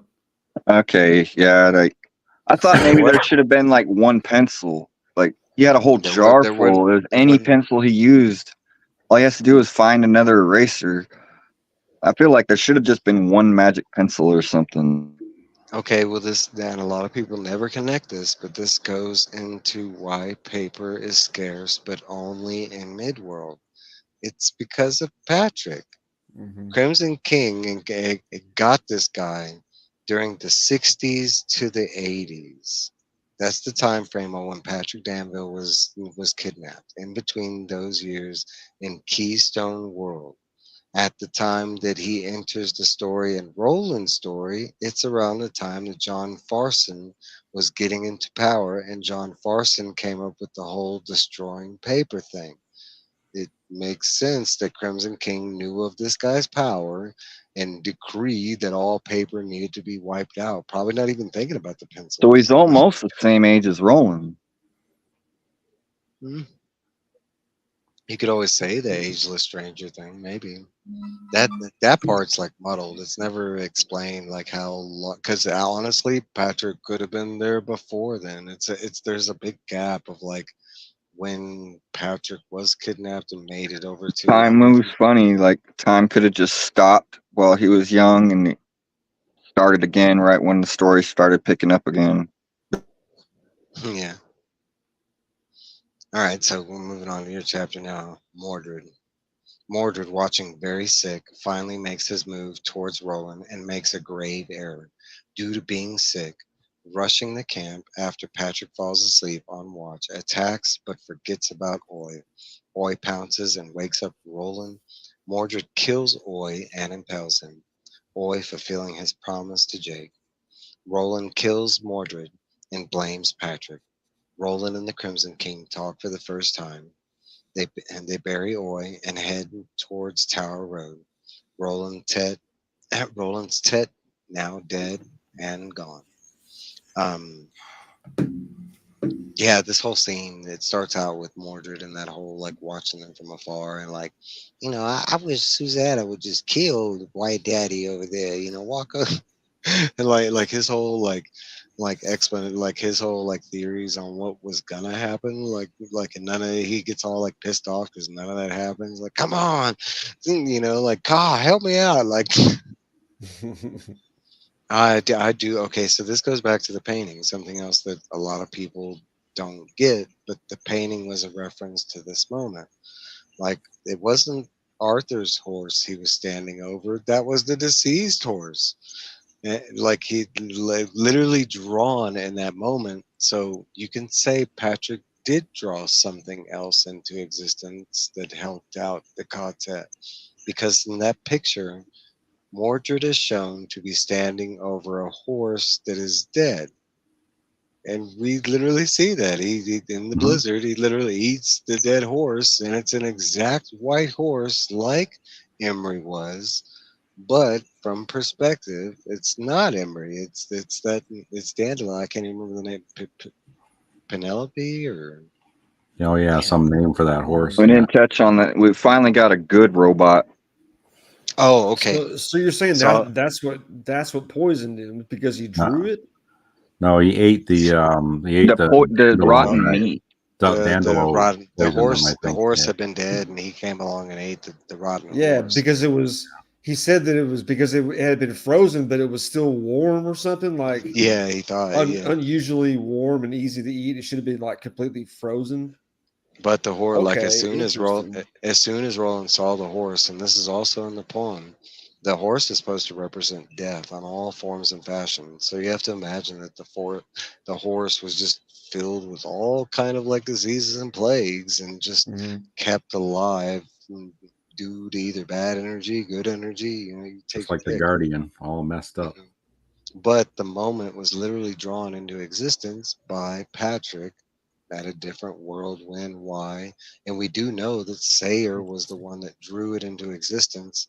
But that was also after Sayer was told that Mordred would be something else entirely. Sayer didn't know he was going to come out a spider. And Sayer was... Now when we get the whole first conversation with the Crimson King and Roland, and you kind of get the hint of like Santa Claus, Crimson King coming, because like this whole conversation is like, you killed my son, you bastard. So Mordred kind of killed himself because he had to get desperate after getting sick. Like where he could have laid back and sat back more if he hadn't gotten sick, but he was getting desperate. He knew he was going to die. There's a lot of things. Come on. But then he also knew he couldn't. A teenager. You didn't. He was listening to his red dad. Also, his red dad told him, "Now, go kill him. But Boom. That's another big thing, and this is something that Phil missed because Phil he was blaming in the chat like Patrick, and I wanted to like correct him like, and I did today, but yeah, he was like, "F Patrick." And Patrick was put under a spell by the Crimson King himself. That's how powerful he still is. He's still like, okay. In description of the Crimson King, at the powerful. time He's that we just run mad. into him, yeah, he's the strongest psychic that exists in the world. That's how he's able to do these things. You're talking about we have seen the Crimson King cast glamours way far away from where he was. Now, granted, this is when he had control of most of Merlin's rainbows, but he still was able to like cast glamours halfway to other worlds. Like he created the door demon in the Dutch Hill house. Like that wasn't Walter. Like, well, we never saw Walter with that kind of power. Like, no, I thought that's that was that's the old ones, but nah, that's okay, big. I guess that makes sense because it's a That's Big monster. Red Daddy. That's Big Yeah, Red Daddy. I want to say that's like some of the forge in there, because we don't definitely know what the forge exactly, but I want to say that the house demon kind of came from that. well, I And think Crimson King was also more mobile. Before he went mad, he would cross over into the real world or cross he over into did. these other universes in metal. To give you context, Insomnian in Crimson King, I mentioned, is in Insomnian. All the parts that and Crimson King is physically in that book, but he's doing it from another world. He's literally casting an astral version of himself to another world. That's how strong a psychic Just a little is. guy. Professor X, strong, but not just an astral version. His astral version was able to like manifest with physical objects in that world. So not only could you probably not hurt him physically because he was an astral projection, And a but he lot could of it was from Merlin's Rainbow, is what he got a lot of his power from. Just the balls. very much agreed. But he was the Crimson King before the balls, feared and known like to have. I mean, he was Yeah, this. I think We as he saw was he was the collecting spider. the balls, it just gave him more and more power. Like with every one he gathered, it gave him more power. I want to say there's so many things that sum up Mordrin's demise, and it's kind of shown early on, like the fact that Roland didn't I get don't like sent. how they ended Mordred. It was too fast. Yep. Like he falls into a fire. Like really, you just kicked him over into the fire? Like He shoots him. He shoots him after that. yeah, Yeah, he they does. He kicks shoot him in the him. fire. He Yeah, does kick him in the fire, and he does roll out the first time, but he rolls and back in. always just attached to him, not letting go, even though he has his back snapped. But yeah, I just I thought want like to. I want to there say I could have love the been a scene. bigger, I there hate could the have been scene. a bigger, a better way to go. I get. I mean, it seems like there could have been a better way to do it, but I don't know. It Okay, was fast. It was my fast. opinion is I agree with Mordred's death. That I think it was too fast, and it should have been something a lot grander. Like, because he's kind of used as I would have liked like it if Mordred was waiting at the top of the tower at the last door, and like Roland had to find a way to get through Mordred to get to the last door. Like I would have liked Roland that. gets there and like the Red King's dead, and you're like, what the heck? And Mordred's up there and he already ate the Red King and he's just like about to be Yeah, about. that would have been better. Yeah, You hear that, King? We got the better ending for you, buddy. right. TM. 20th loop, huh? All right. So okay. Next So time around. I hate Mordred's ending for one because I love Mordred as a character and he's just a good villain. But like, I mean, he dies in Stephen King villain fashion, like easily dispatched and not anything worthy. But I think the focus is driven more on Oi's death. Oi, out of all the Quartet, has like the coolest death because not only like during the time of him Boy dying, he went gets down his like a champ. snap. he gets his back snapped, and he's And still still attacking. don't let go. He's just attached. Like, Gets I ain't letting impaled. go. You're Still, gonna die. still I'm gonna take this leg with me. gets impaled, by a tree that Roland had, He had a caught, Wolverine death, man. A Wolverine. and Yeah. like still has the amount of energy to lick Roland and tell, say his name before he dies. Like, man, This Olin. Oi's death actually got me more than Eddie and Jake Yep. the first That time I made read me it. cry too. That was sad. Mhm. That was sad. Like We the all fact loved that he Oi. completed his promise, the fact how he died, like protecting Roland, like I it was was. satisfied with his death out of Yep. all of them. But then I realized, at the end, it's just going to happen again in the next round, and maybe he'll die differently or not die at all. Depends on how many rounds that he's Is got he left even to there go. the next round? Maybe it's not Oi the next round. It's a dog or a horse or a Could be. donkey. Could be the twin of Oi. Talking donkey. Who would have thought of that? It's a yo. All right, the next Horse named Ed. the Crimson King and the Dark Tower. Finally making it to the Dark Tower, we see that the tower is calling Roland forward like ever before. We meet the Crimson King, and he is stuck on the balcony, like prophesied, trapped but with sneeches. Not exactly able to make it to the tower due to the motion tracking sneeches. Patrick Roland are stuck at a Mexican standoff with the Crimson King, but the tower pulls Roland forward, realizing Real, realizing Patrick draws the Crimson King and then erases him, leaving only his eyes left where they stayed. What's up, Robert? How you doing, Robert? Well, don't his eyes What's reform? up, James? No, they just stay in the. They stay. They He erased everything but the eyes, and they just stay stuck in that place where they existed. They just and they They're do just stuck move, and floating there. the pupils are looking around like I something. know when He's still Roland looking. looks at the paper and he describes it as like their dragon eyes when he sees the Crimson King's actual eyes. Mhm. He's like he drew him like a dragon and like they're just terrifying. Oh, and I was supposed to reference this before. Okay, so Stuttering Bill, the one good robot, right? Stuck in a weird purgatory that's having to take care of Dandelo, this weird psychic vampire. Trev, I know you didn't catch this. Anybody else catch the reference of Stuttering Bill? Um, He's a character from another King novel. oh really? No. From It. And it having to do with Oh, Stuttering Bill. and it having to be not only an anti-guardian of the beam, but also a spider-like psychic. And, Wow. and I guess who didn't connect that. defeats? Guess who defeats Pennywise? It's a guy named Stuttering Bill. So how ironic is on the level of the tower we have this robot that is forced to work for this psychic vamp. Irony is what that was. Okay. Just the wheel. So Yeah. So we get Patrick erasing the Crimson King. Path forward open now. Roland sends Patrick back to Bill, and Roland calls out to the tower all the names of his fallen friends since the start of his journey. The door, Roland's a horn sounds, and Roland enters, and that's where we leave off there.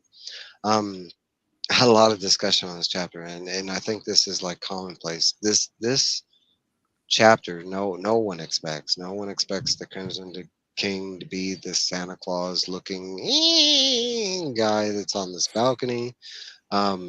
Like Trev had mentioned, everybody expects this massive battle to happen, It's just and got a there is long, cringy, witch-like nose. Is anybody and else there annoyed that is he left his gun at the I door just of can't the help but envision tower? him yeah. like Krampus. I see him like Krampus. He laid his gun at the door of the tower to gain entrance And the cross. on the cross. Yeah, well, the cross was part of the promise from the very first book. Mm-hmm. And that Sylvia had gave him that cross and made him promise that if he got to the tower, he'd lay down the Yeah, cross at at the the. base. Yeah. And that was part of that promise. And the three promises: the sigil to open the door, which was one of his gunna, which was the sigil that opened the door, and also other doors within the tower. But then the cry off to the friends, all that prophesized way before King even started telling the story. But from Child Roland to the Dark Tower came. Mm. Um, the fact to the point where Roland always thought the horn was his horn and then remembers that he should have had his horn. And the tower reminds him that he should have had his horn, kind of thing. What's up, Neil? How you doing, Neil? No, but I can say this part for a lot of people is this scene is very disappointing. It's not the scene that they wanted, like the showdown with the Crimson King. I mean, Trev had mentioned, we could have got this cool, like Mordred killing the Crimson King and this whole like Spider Kid, fight with There could have been a lot of different things. I'm in the regard where like it was so surprising and jarring to me that I loved it for that. This is not how I envisioned the Crimson King, especially because the Basically, comics. like what it would be like if you fought a complete psycho who's gone crazy, and you had to go to battle with a complete psycho that's gone crazy. Yeah, I because was the king thinking it was was on. like an old homeless man with a beard. Yeah. He's like an older That's kind of version. what I was. He's like an older version of the Joker, basically. And here's the part that gets me. Okay, he's undead, so he can't die, but he's trapped outside on the balcony. Just throw himself off the balcony, and he'll be back at the base again. I think that okay. So Like he's that not part, going to die. He's going to fall off and land at the base, and then I he's going think to he's get up. trapped on the balcony. Yeah, I I know don't he's think he trapped on the can balcony. jump. Like it yeah, I won't don't think let it. he It can won't jump. let him. It's like magically. He's like, Well, I'm stuck. Hits but a not only magic that, we wall or do some learn shit. that so we do learn that the tower was never intended for anybody else but Roland. No rhyme or reason why that exists, but the It's because tower it's is for Roland's. Roland. It's his world. That's Yeah, it's his. his tower. His ego, right? Okay, so The tower. my whole thing with the Crimson King is he made it to the tower, and the second he makes it to the tower, inside the tower, which that's an explanation I need, is how he makes it to the tower because it's explained that you need a sigil. We are told the Crimson King didn't have a signal. That's Yeah, he why had he some fake bursts. ID on him, so they Right? let him He in. somehow he got in. Okay, so he makes it into the tower. My theory with the Crimson King, and I've explained this, is the second he makes it in there, it's told that anybody that made it to the tower, it would kill them. Not only make them go insane, but physically drain them of life. So So he's Crimson already King is dead. mythically like immortal, strong, and it's basically sapping his sanity and everything else that isn't protected, like his life, kind of thing.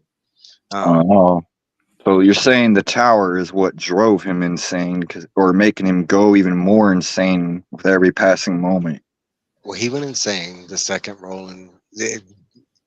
Okay, how to word that? He went insane the second Ka showed him that Roland was going to win. That it may, when they freed the breakers, and we're told that the Crimson King literally saw that in Merlin's rainbow and witnessed literally Roland winning that scenario at the same time, him losing the Foundry.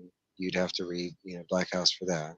Okay, so we have these two events. So those events, like in Made Crimson him King, snap. yeah, he wants the same goal as Roland. He's just or more so addicted than Roland is for this tower. And he believes it to be his, just like Walter did, just like Mordred did.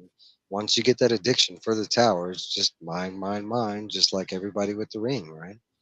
So Crimson King freaks out. He sees that Roland and his Kotek can roll up to the tower at any time and claim it. So he does like in a teenager like boyish fashion. He's like, ah! He gets all pissed and he breaks all his toys. He kills all his like loyal people So in the those gym. two main moments made him snap.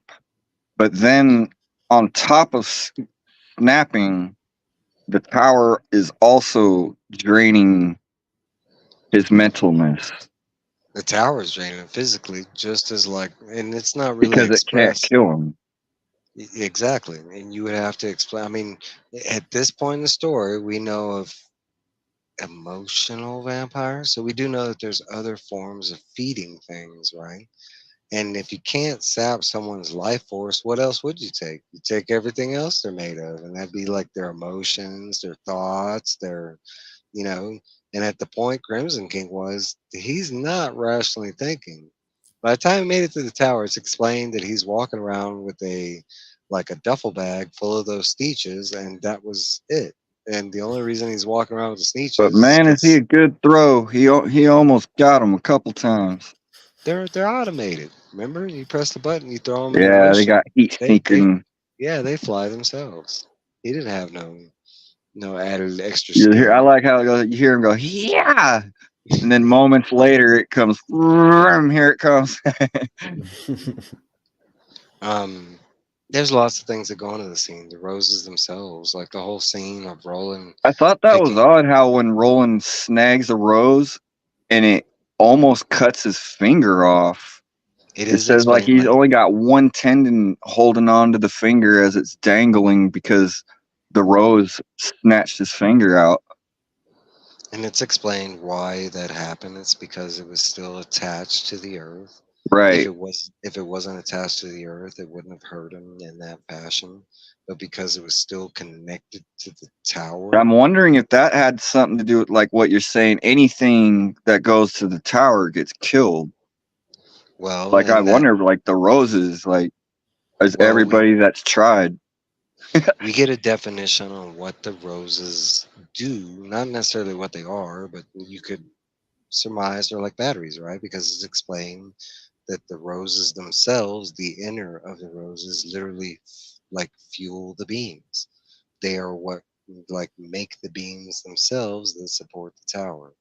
So they would have to have some kind of like anti-theft mechanism or anti like just like the rose in New York. The rose in New York has a like more profound deterrent where it's more like a psychic attack that affects you when you get close to it. If you have ill intent, not only will it like psychically grab good people around it to protect it, it will psychically like send out a like like massive thing to fuck with your brain kind of thing. And so you'd have to imagine that was just the power of the rose. Like imagine what the tower could do. The call that Roland was receiving. It would you talk about a death call among many. He couldn't withstand the call. Like at one point, Roland was literally just going to be like start walking to the tower because there was nothing he could do within his power to like withstand the call of the tower. What's Well, up, the Barry tower Brown? is him. He is the tower. Part of him is the tower. Mm, All the rooms are all of his memories. that I want to say might go. It depends because you could always say that the tower created Roland for that purpose to save itself. So it could go like different fashion, kind of like the one inside the Matrix, like the Matrix itself created the There one you go. to. So I mean, it could go different forms or fashion. I mean, you can't have a video game without a hero kind of thing. But Yeah. just because the hero's in the video game, that's not necessarily the purpose of the video game kind of thing. Even though, like in every Mario, like the beginning Mario games, you would make it to a castle and save a princess. It never turned out to be the princess you were actually looking for. Like, kind of one So of those what's scenarios. the end game? To End game would stop a cycle, kind of like the Matrix, stop a cycle? I think just it being makes existence be. Like it is existence. I think it depends on definition and like what you're asking about. Like, I what think the does tower is God. The tower is Gan. So I mean, I okay? think And within God the story, created everything, and then when he was done creating everything, he turned into the tower, and then the tower just has to exist. It has to continue going, or not, or everything stops. That's just how I or view it. because we're talking about gods, maybe this god doesn't have a humanoid form, but a tower form. There's Um, a tower for each of us. This is just Roland's world that we're looking at. Everybody has to go through their lessons a certain number of times. If you believe in Reiki, It's 9 times that you go through life cycles, and every time you learn different lessons. So this is just a representation of that very thing. So we don't know what number he's on, but it's kind of alluded that it's probably number 9 will be his next one, and that'll be his final one. And he'll get it right this time, or he'll forget his lesson, whatever lesson he needs to learn, he's going to learn at that time. Chassid, this is the 19th loop. Now 9 plus 1 is what? 10. 1 plus 10. 0 is 1, so it's his first. It could be. Yeah. Okay, so the whole definition of the tower, there are representations of some things like the rose, and a lot of people miss this. That would be Tabitha King. Like, if in a real sense King created this universe, who would be opposite to the, and that's his wife, Tabitha King. So in the story, that's what what the rose represents is Tabitha King, and without Tabitha, we wouldn't have the story. Like, I mean, if it wasn't her like pursuing King to continue his writing, literally pulling stories out of the trash, like the tower in a different definition. Now, would I say it's King? You could say that because King's writing all this, right? And all things connect to the tower, and the real life, all his written works connect. Most of his written works connect to this, So in a sense, you could say that. I don't know. That's where the ending. That one of the reasons I love the story is because it's very thought provoking, and some of it is still like left open to your interpretation, kind of thing. So we get epilogue next. Probably the most heart wrenching and touching, and this chapter always makes me bawl and cry. The first time I read this, I never needed a hug like so bad, but not out of sadness, like extreme happiness kind of thing. Susanna comes out in Central Park in the year of 1999 and sees and meets Eddie and his kid brother, Jake, with hints of a strange dog named Oi in the future. Gifted a life from the beam itself, a gunslinger no more. And that's pretty much just what the epilogue is. We find out that Susanna makes it to the door and is gifted. We don't know a happy life. We have to assume, it's stated that there really is no such thing as a happy ending kind of thing. But she has her ups and downs, but it is a life. But they get a good life and not a death like received by the others, I love the scene for one because Suzanne is my favorite character, but like at all the trials and struggles, like from all perspectives, she's the one for me that had to deal with it all, kind of thing. The one, like, you talk about sacrificing stuff like love, world, grief, life. I can name like so many that Susanna had to endure, and like for her to be gifted after this journey, I thought they were all dead. After Jake, Eddie, Oi, I was like, I just kept waiting for Susanna's death. And I was like, the fact that he had written her a good, like, a life. And then not only that, but brought Jake and Eddie back and talks of baby Oi in the future. I was like, hell yeah, they didn't die. To me, this really is the ending. And we'll get I didn't think that. I didn't think they would write it the way they did whenever she went back, and you're like, how is he gonna bond with her because it's a different Eddie? But then they brought in the fact that whenever the new Jake was coming over, he was hearing the voices from the white, I guess. Is that what they were? Tower, the beam, the beam, Matron. So Eddie was hearing these voices and knew who she was, and was like, I've been hearing these voices. They've been telling me to. They've been having dreams. Yeah, and having dreams. Love her. And then he was dude, the part where he's like, and then my kid brother, and I was like, kid brother, and it didn't register. And then he said, I was like, Henry's alive, and he said, no, it's Jake, and I was like, oh man, that's the part that makes me cry every time. So good. When that's that feel good moment after he screwed you. Kid brother. Yeah, right. I love it so much. For me, it's the perfect ending to King's characters. And really all three of them, Jake, Eddie, Oi, there are more worlds than these. Mm-hmm. for their sacrifice, for what they did for the tower, them being gifted and a nice life. I love that part of the story. Here's your reward, your eternal reward. He says they Yes. didn't. He doesn't say they had a happy life, but he says that at least they had a life, and that's enough. And they were happy for a while. That's it. Yeah. Uh-huh. So we move on to Coda Found with a warning, a huge Dun, dun, warning dun. from Stop Stephen King. reading. Breaks full narration of the book and talks to us, the readers, the first time ever, breaking the fourth wall in the whole story. Tells us that the story is done. Tells us that we got our ending.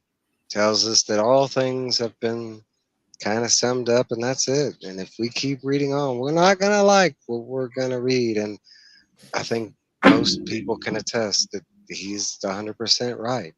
Yep. Um, so we He warned follow you. Roland up the tower, learning every floor has 19 steps between each floor.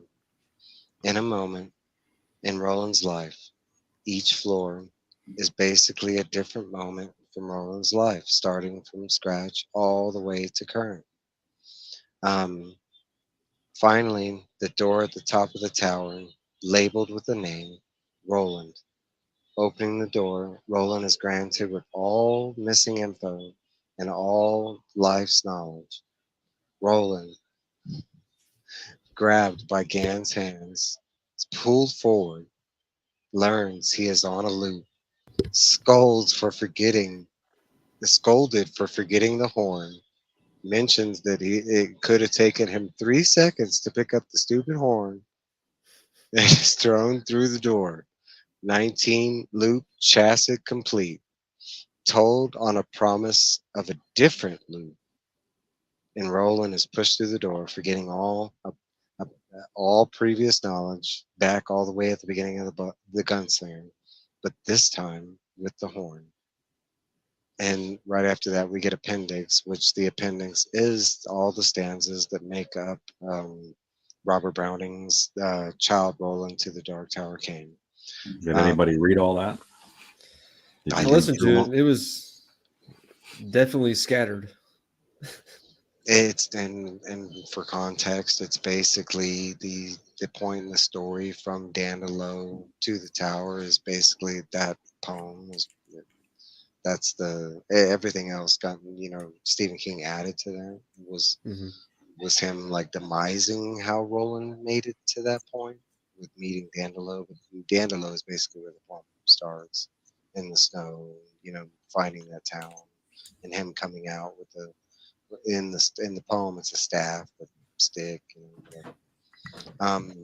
This is what gets most people is the loop, finding out that this is all loop, but in real world context it's exactly what it is. You're reading a book and at any time you can start the loop over and start from scratch and pick up. I mean, he just put it in physical contact. This is exactly what Roland's been doing. Is just he's been going through different readers, reading the story.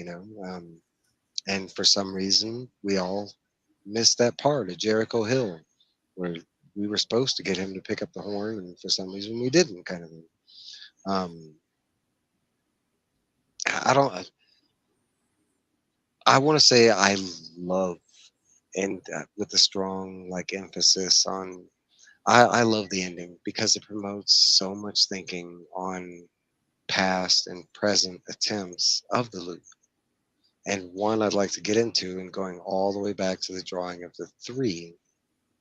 Has the loop consisted of the same quartet from the beginning? If this is the 19th loop and this is the 19th time Roland has done this story, is each time the same quartet? And I give you some thinking on that. If Roland's story is the same, and surmised as you read the story, it is, right? But how does that make any sense to Eddie, Jake, or Eddie, Susanna's find out? Why would they be looped with Roland?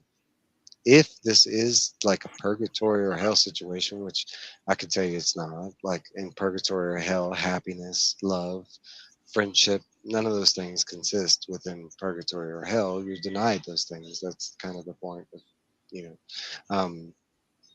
Okay, so if they're stuck on the loop with Roland, why are they condemned along with Roland to do this loop? I give you the theory that each loop has consisted of different people. I deem all from Stephen King's books, all side characters, but characters that had unfinished stories, kind of thing. Those people are all in their own loops, mhm. and they're living their own lives over and over again. And he's part of theirs, just like they're part of his. Just like Jake and Eddie, and they are stuck in the loop, Just right? Because they're in the books, loops. and every time we read it, it's always Eddie, Susan. Until you get Jake, to your right? point that you're supposed to make at the end, and then you get your eternal reward. But this is just one of the loops. Every time somebody reads it, it's the same loop. Yep. Yeah, I think there's also a movie. So actually, it's not the same loop, because we find out at the end of this one that the next loop does change Slightly. So we're not. Yeah, but we're not reading the next time somebody know. reads it. They're not reading the next loop. They're reading this loop. We don't see the one with the horn. And the context. He's got to write the one with the horn. Yeah, that's also that's also okay. And somebody just mentioned this, but there is a movie, and let me paint a picture. Maybe the movie is the 8th book, and a lot of people are just watching the movie wrong. Like they're just seeing it as, well, this is supposed to be the gunslinger and the story of the Dark Tower on the 19th loop. But what if that's the 13th loop or the 8th loop? Because guess what's in the movie? Could be the freaking first horn. loop. And guess what he starts out the movie with? The horn. Roland didn't have the horn the whole journey. It's the one thing he forgot. And he forgot the horn before we got there. And he left it at Jericho Hill, part of the story that we really don't get unless you read the comics. Mm-hmm. No, so we do know that the loops are different. And I'll give you an example on what might be going on. So in religion, there's this thing called Buddhism. And in Buddha, he's a lot like Jesus, and one difference. Jesus was kind of born perfect. Buddha had to work his way to perfectionism in reincarnation. And guess what? Every life that Buddha was reincarnated in, he neglected one bad thing that was there from the previous life. Mm-hmm. In each life, he reached a higher level of perfectionism until finally reaching that level of perfection and becoming Buddha that we now know. That's the whole Dark Tower thing. So kind of the same concept. Maybe from the very beginning, Roland was a lot more like the Crimson King or Walter, and he was a straight up villain, just killed people and sacrificed. Yeah. And we do see evidence of this, right? Because when this journey starts out and he meets Jake, his first go-to is to sacrifice him. No good person does that. And we're not talking about a man or a woman, a grown person. This was a child. So there was evidence that Roland just had these bad traits. And we see throughout this story that he changes. Love being a major one. Love he thought was gone, and not love for a lover, but, for a family member, for a friend, for a tep mate, for a companion. Those things he did not have. And as we go through the story, we still see they're present. The way he acts around Patrick, I mean, he constantly comes off as a bad guy to Patrick, to the point where every time Patrick's around Roland, he does the because he's scared out of his life. Like, he really thinks Roland at any given time is going to put a bullet in his head. And this I freaking love it when he's going up to the Dark Tower and he's reading off, like, just reciting everybody's name, and he gets to Jake and he said, "My true son." I was like, yes. I love that. Like, and that's one of those things that, like, I mean, you could say. And the audiobook reader, he really got into reading that part. Like, he was really into it. I mean, if this was a loop and they were doing like repentance for things that they did bad in a previous life, that's the one thing that I can reflect on Jake, is he just, like he didn't like his family, and I mean, in most religions, that's kind of a major no-no. Like, Well, they so treated like, him like he wasn't anything. They're like pawned him off on the wet nurse or whatever. yeah, but in religion, you got the The whole like maid. love thy neighbor, like treat an enemy like a friend, like you know, like, okay, that's a theory kind of thing. If they're stuck in the loop with Roland, which I don't think they are. I think every journey it's been different people, and that's why, like, we get hints of other characters that have no backstories in the story. I mentioned way back in Wastelands, Roland mentions a whole nother gunslinger that we never get any context or ever. I want to believe that that's a member of another Tet from another loop, and And we it's got a just a big piece of confusion. evidence in this one too, because he drew Suzanne when he was supposed to draw the Pusher. Mhm. Remember, we talked about that way back then in that book. And He more didn't draw the comes up. right person, which is why she didn't belong in the first place, and why she got out with her life, because she was never vested in the tower. The Pusher was. Yeah. Like, not only do we see evidence of Roland making bad choices and going against Ka during the journey, but physically not even going along with the prophecies that were told by many different people, like speaking demons and magicians. And Let's ignore them and I disregard. mean, how many? At this point, it's kind of like in the whole, like, and Stephen King lays in this that a person that can't see past corners, and he Around lays corners, it, yes. He yeah, had a and a rough time with person that. a person that always fixes crooked paintings. And we learn later on is a big Tahine reference, because Tahines like to To fuck flip it with, upside down. yeah, they like to fuck with paintings. That was a joke. Um, You know? but I mean, okay, so there is no answer, like, officially on what is really going on, like how many Just like loops in this real has life. been, how many, yeah, and King has left it ominously open because there could be more, and he's already done this once before, because we have the next book called The Wind and the Keyhole, the next book we're going to do in the series, and it's not a continuation of part 8. I mean, it's not part 8, but it's still, he went back to these characters. 4.5. Mhm. So it's not to say that King could never, like, write, Luke 20 or Luke 1, or, I mean, because it's even mentioned in the book, and from fans that, like, if you could think of all the stories that aren't told within this story that they mention, like, there's tons of them. I mean, you're talking about how the Tech Corporation got started, and the three gunslingers that would have had to, like, come up with their own credo based off of, like, the little things that they knew off of Roland to create the whole Tech Corporation and start making gunslingers of them. I mean, you're talking about how did they even come up with the training to do the swiftness and stuff like Or Roland. everything that happened before the world fell. Mhm.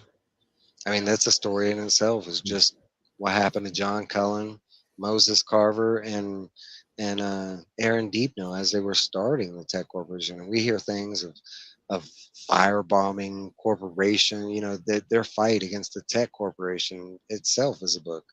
Patrick, him himself. What happens after he leaves Roland's side? That could be a whole journey in itself. Like, Nah, F. Patrick. that, I'm gonna and say F like, Caw. F and when he Caw said, because Caw, no caw. matter what, You caw.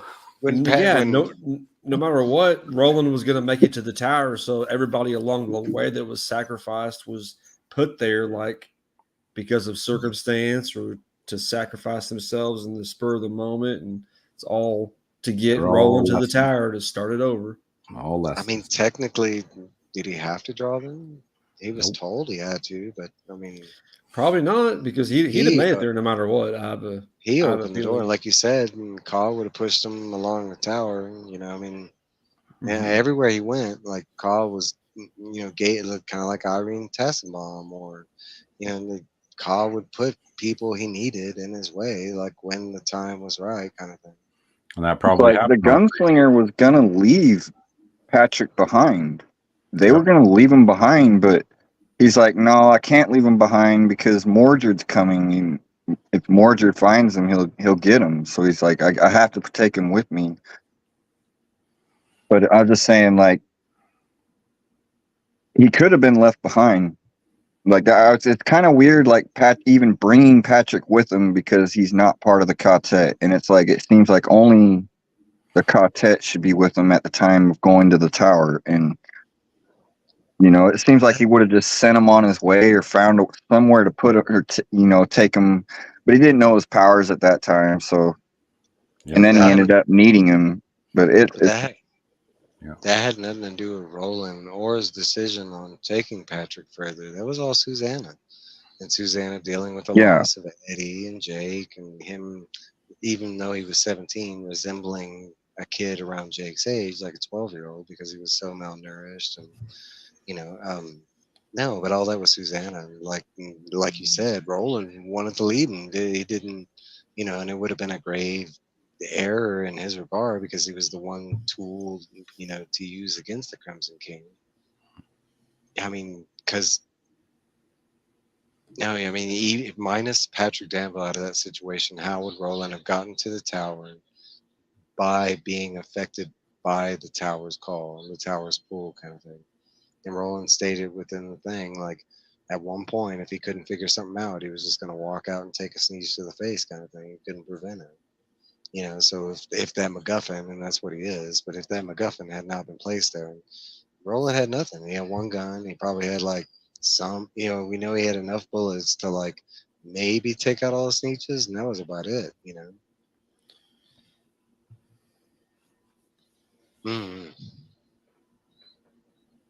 Trying to think if there's anything else I want to touch. I was waiting for a riddle off.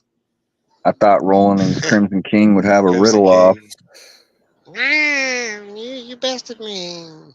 Santa Claus, like I love that. Yay! Like the audiobook. He does the Crimson King so much. Dude, yeah, he does. He does that great whole, voices. That's why I wanted you to listen to it twice, because the first time it comes off, it's very comical. Like I said, it comes out of left field. It's not what you expect.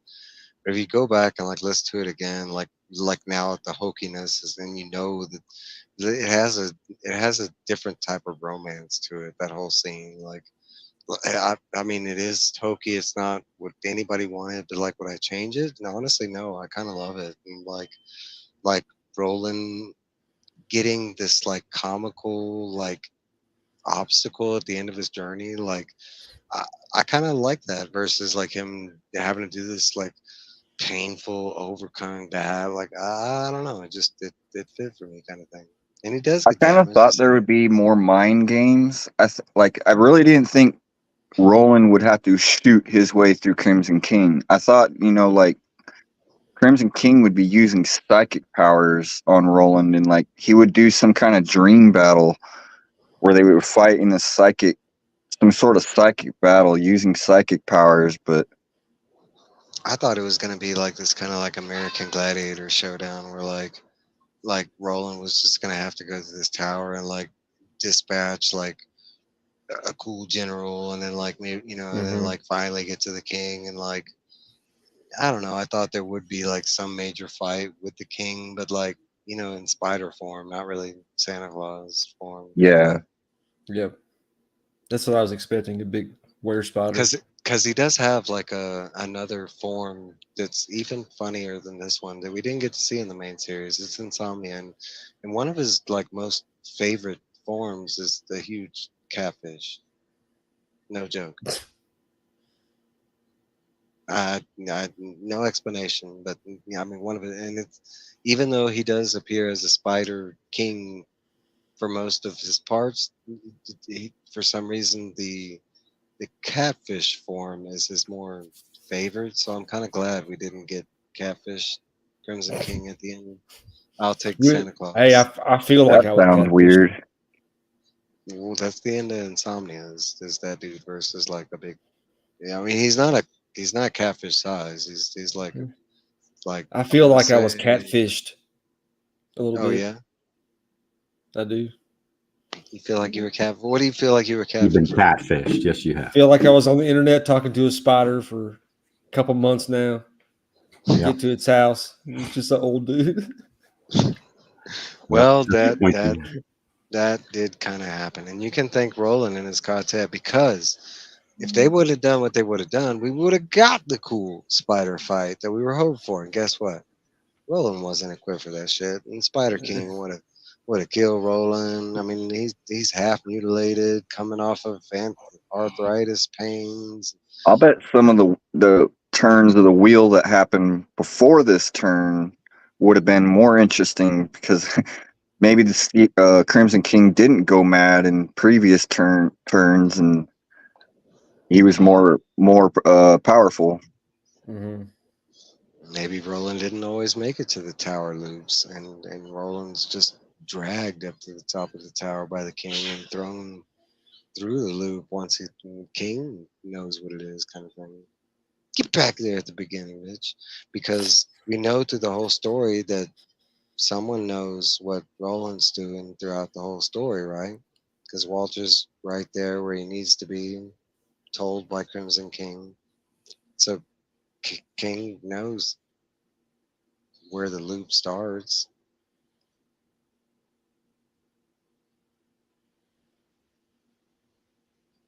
For me, there could be like, I mean, each loop could be like a huge possibility where like there's times where Roland doesn't make it. There's times and gets pushed to the loop, but maybe like Gan just grabs his dead ass body and takes him all the way to the end game and makes him go through because he can't die. I mean, he can get badly beat up and stuff. I don't know. Anybody want to add anything before I end this shebang? Steve? Yeah. Aaron? Just one Trev? thing. The No, tower.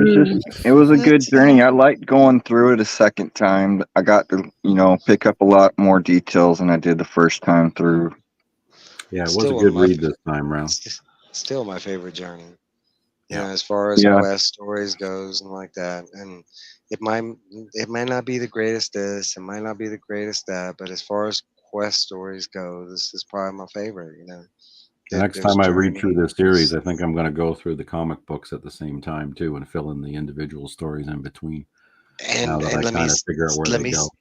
let me state this: there is reading orders to this Yeah. series, and the way we read it, I decided this could be a good way. So there are lots of pieces of the story that do happen in the other books, and maybe having those parts of the story would have gave you a different outcome on the end of the story. Because remember, like me, Steve, Namman read it. We read this It when it also came would out. have been a longer journey, so it could be a double-edged sword where you could have gotten even more built up and then even more let down at the end. Right.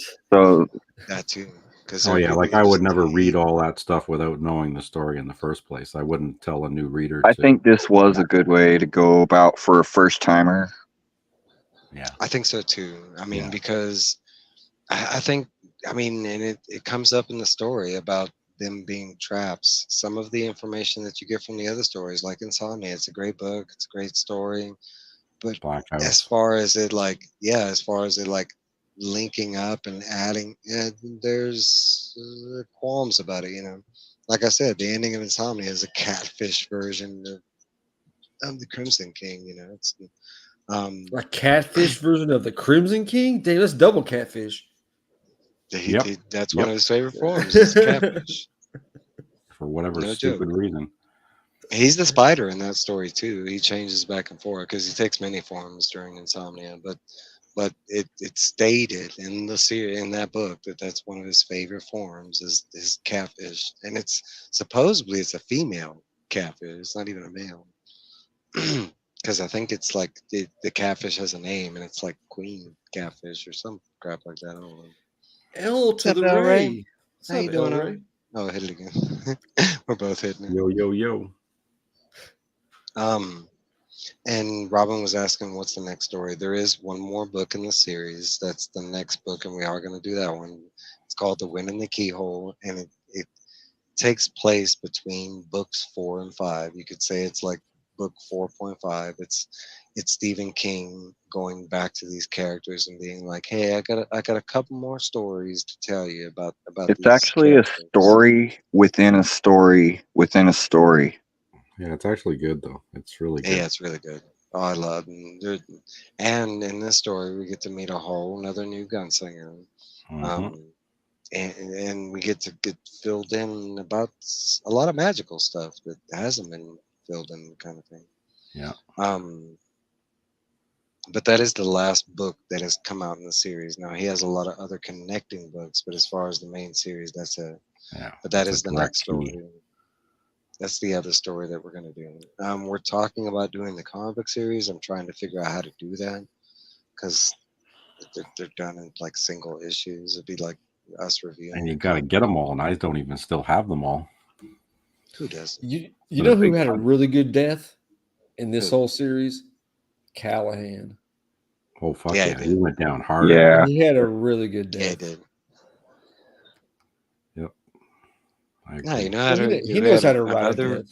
another really good death was Walter. I love Walter's death. The whole arrogance that goes I into liked it. Walter's death too, but Yeah, It was nice in agony. I felt I sorry wanted for him. Roland to do it, but I still like how it went down. Roland kind of did it, you know. His kid did it. hmm Yeah. No, that's not his real name. Is that my Steve real White. last name? Gunslinger. It's a Oh, White yeah. Walker. White Walker. Yeah, That's that's my his last last name. I'm just messing around. Just No, like but Trev that's is Woods. Trev Woods. Trev Yeah. Woods. That was. No, but I mean, as far as that, that's it. Then the I would say the connected parts of the series, like the other books, are more like if you wanted more like Dark Tower kind of thing. I don't know about for me. Every time the tower comes up in his other connected works, even if it's a small nod, I get excited, kind of thing. Um, and as far as like the other, they do add bits and pieces to the main story, kind of thing. It's not they're just not like small nods. There are some books that are. It's like a painting of the Dark Tower in a book or something like that. Like that's Rose Matter's connection is in one scene. One of the characters sees a painting, and in the painting, it's a painting of the Dark Tower. And throughout the whole book, that's it. That's the only connection. Now other stories like The Shining, Talisman of Black House, The Stand, It, that those are direct connections and have a lot of extra added information Yeah, I'm to reading the the story. Talisman again right now. I haven't read that in so long. Oh, because I know Phil wants to do Talisman in the Black House, and it being so heavily connected, but also being its own saga. I am Yeah, gonna do because they're just Talisman. another Tet that are on I another want path. those And two. I want to do Insomnia first, though, really. Insomnia is really Insomnia. good. Myself. Insomnia will be the first one, and then I'm thinking Hearts of maybe Atlantis Eyes is of the good. Dragon. Eyes of the Dragon will Yeah, be I second. want that one. And maybe Hearts of Atlantis. I don't know. Hearts of Atlantis is like only fun the first time Yeah. through. What's the one where Walter's in it a lot? Eyes of the Dragon. Oh, on the stand. Eyes of the Dragon. That's what I'm thinking of. Yeah, Eyes I of the want to read Dragon. Eyes of the Walter Dragon. is the main villain in that book, and That's where Eyes of the Stephen Dragon. King went full fantasy. Yep, it's a full-on medieval fantasy, and the Eyes of the Dragon tells a sister story to the Tower. Walter is the main bad guy. It's about a land that he came from before he became Stephen's magician in the court of Gilead. But he actually comes from, and I'm drawing a blank at the name of the city, but it's a city that's right next door to Gilead, and it takes place during the time like of Roland's great great grandfather. Like it's a couple generations before, It's like in when Game of Stephen. Thrones with a prequel.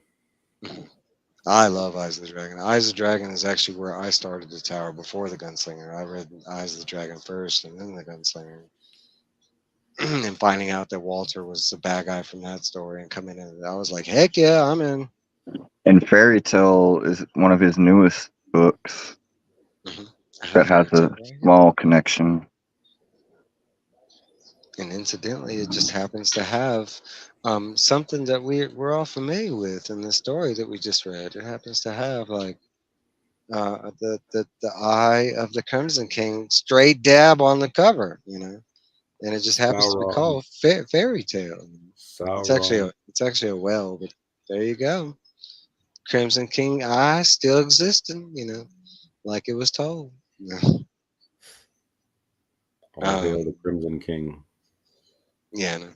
Guys, we're just rambling right now. If anybody else has any major thing to add, any questions that you might have, um, I can say the only real question I have towards the whole series, and the one thing that's really plagued me is Jake's door, the sailor.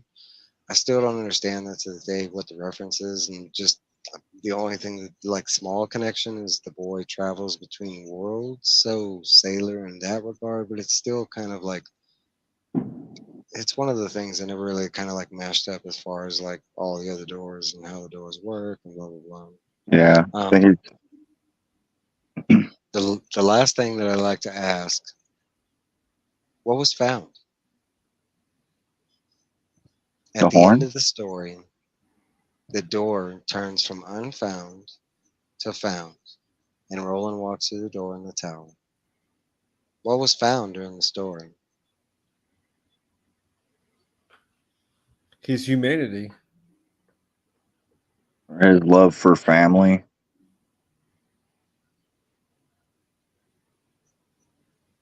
Yeah, Steve. And then he starts the new one with the horn. And that's the first time he's ever started with the horn. Mm-hmm. Yeah, He just found that the he ball. found love. He found love itself. Mm-hmm. Deeper purpose. You know, helping Susanna, Eddie, and Jake. I'd say that was more important than the tower itself. He found the right Tet. Hmm. He's growing this time. He's starting to think around corners because that was his biggest weakness, which is always talked about right from the start. And obviously, that's the thing that he really has to get past. And every time he gets tested around the loop and that, he's getting a little more thinking around corners and stuff. Hmm. And Tina asked, Mike, has your opinion of the books changed after multiple readings? One book, on my opinion on the series, and that was Wizard and Glass. I loved Wizard and Glass the first reading, but this reading was kind of a trek. And I want to say it's because it's predominantly like a romance story. And when I read it, I was pretty romantic at that time. So it was kind of like right up my alley. And now, not so much, you know. So it was kind of like more of a burden to read. But the whole series, no, I love the series. Like, the parts that affected me the first time reading, like I wasn't like I I cried like a like baby just after learning Susan. where Roland came from, Oh, the Geely. That's I his can say one background. drawback I do have out of the series. I want more of that, like the gunslinger's time. I like it in the graphic novel how you get to see Hmm. him A little training bit. with the Hawks and everything. I'll David, say this. That's like the one part of the story that's really missing is I want it to be more of that. The like get to see a vision of the gunslingers like in full force kind of thing, what that looked like, and but it's kind of the same with Star Wars kind of thing. Like I kept waiting to see what the prequels look like, and then so hopefully one day we might get. I always thought that like if he were to do you should have an got a actor's replacement Hawk.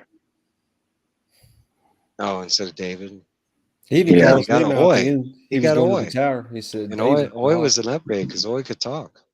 yeah, Should have got one named Goliath. yeah. There you go. There you go. David, and then A bald eagle.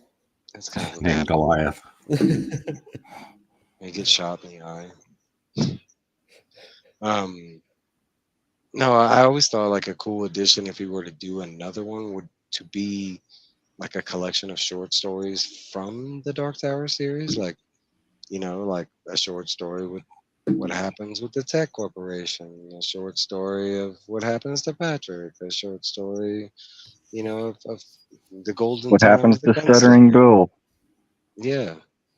Yeah, because there is still a lot of kind of like open-ended Wrap up things that the loose happen. ends. Wrap them up. Like, what does Caliburn Sturgis look like after the world was healing? What did Toll or Lud, after the world was healing, and Well, we know those two cities are dead. they're dead. But we did Dead. learn that Castle I think Rouge, suffered a similar fate as Lud, and we saw there it was a was healing. reference somewhere that Lud was like New York. Yeah. Yeah, it was Out of George George Washington Bridge and Washington all that. Bridge. Yeah, a lot of fans say that Lud is that version of New York, but no, it's just it's mid-world. I I would always say it's saw, mid-world's version. Yeah, of I the always saw Midworld. I know it's another universe, but I always see it like it's the end of times. It's like it's still our time. I just think it's more than different universes. I think it's just different times in the timeline. And I'm like, Roland, he's born way, way in the future. It's way, way in our future. That's where Roland come from. And like, I like thinking of it that way, even though I know it's not that way. Like he's actually on a different universe, a whole different plane of existence. But I That's still how see it as it's the I was. future. Like if we keep going at the way we go, like our world's going to turn like that too. We start abusing tech, we start abusing AI. It's going to take over and it's going to make everything end. That's the whole scare that's in the book, and you could say the Matrix and Terminator, and, the warning of technology and AI. But that's definitely there with the old people and the machinery kind of stuff. Um, and I want to say that there's probably tons of like hidden messages because King is known to put hidden messages like beseeching politics or known government stuff like that. So there could be like really hidden messages within the book. But my mind doesn't see those kind of things unless they're pretty obvious. But like, because there are like, I mean, major themes, addiction being the most prevalent. But you could say like redemption, and all these are titled within the books. I don't know, but guys, that's all I got. This is our episode on the Dark Tower. We finally finished the whole journey. It probably wasn't what you expected, but we made it, kind of thing. I love this journey. We still got one more book. We got two weeks for that. I think it's August 14th is the Saturday. Um, and this one is not a big book. I want to say it's like Song of Susanna size. It's like 400 pages, something like that. It's not super deep. And this one's pretty much, I want to say, all action, kind of. Like it's just two cool ass stories that Roland tells the group, kind of thing, or really three. But yeah, but in 2 weeks we'll be back talking about that, and then after that, it's kind of a up in the air kind of thing where the quartet is kind of going to talk about where we move in that direction. If we're going to touch base on the comics first, or the other books that are connected, or if we're gonna take a break and maybe touch base on some other series like the Dragonlance or Doom. But that's all up for discussion. But guys, I want to thank everybody that showed up. I want to thank my panel for being there. I want to thank Trev for taking this wondrous journey, and Philtastic for actually attempting to just read and try this journey for the first time. It's a big ask, 7 huge books. It was With fun. the It was disappointing fun, end. man. Yeah. First Stephen King I've ever read. So And I want to say this is different from all his other Stephen King. That's why I can say this isn't, the that's what fact everybody that it's like says. a multi-genre type of series, that doesn't strike fun with a lot of people, kind of thing, I guess. I don't know. But guys, that is the episode. We're gonna get out of here. It's getting late. Thank everybody for showing up, and bye, guys. Hopefully, we'll see y'all in 2 weeks. Bye. Long day, pleasant nights. May you have twice as many.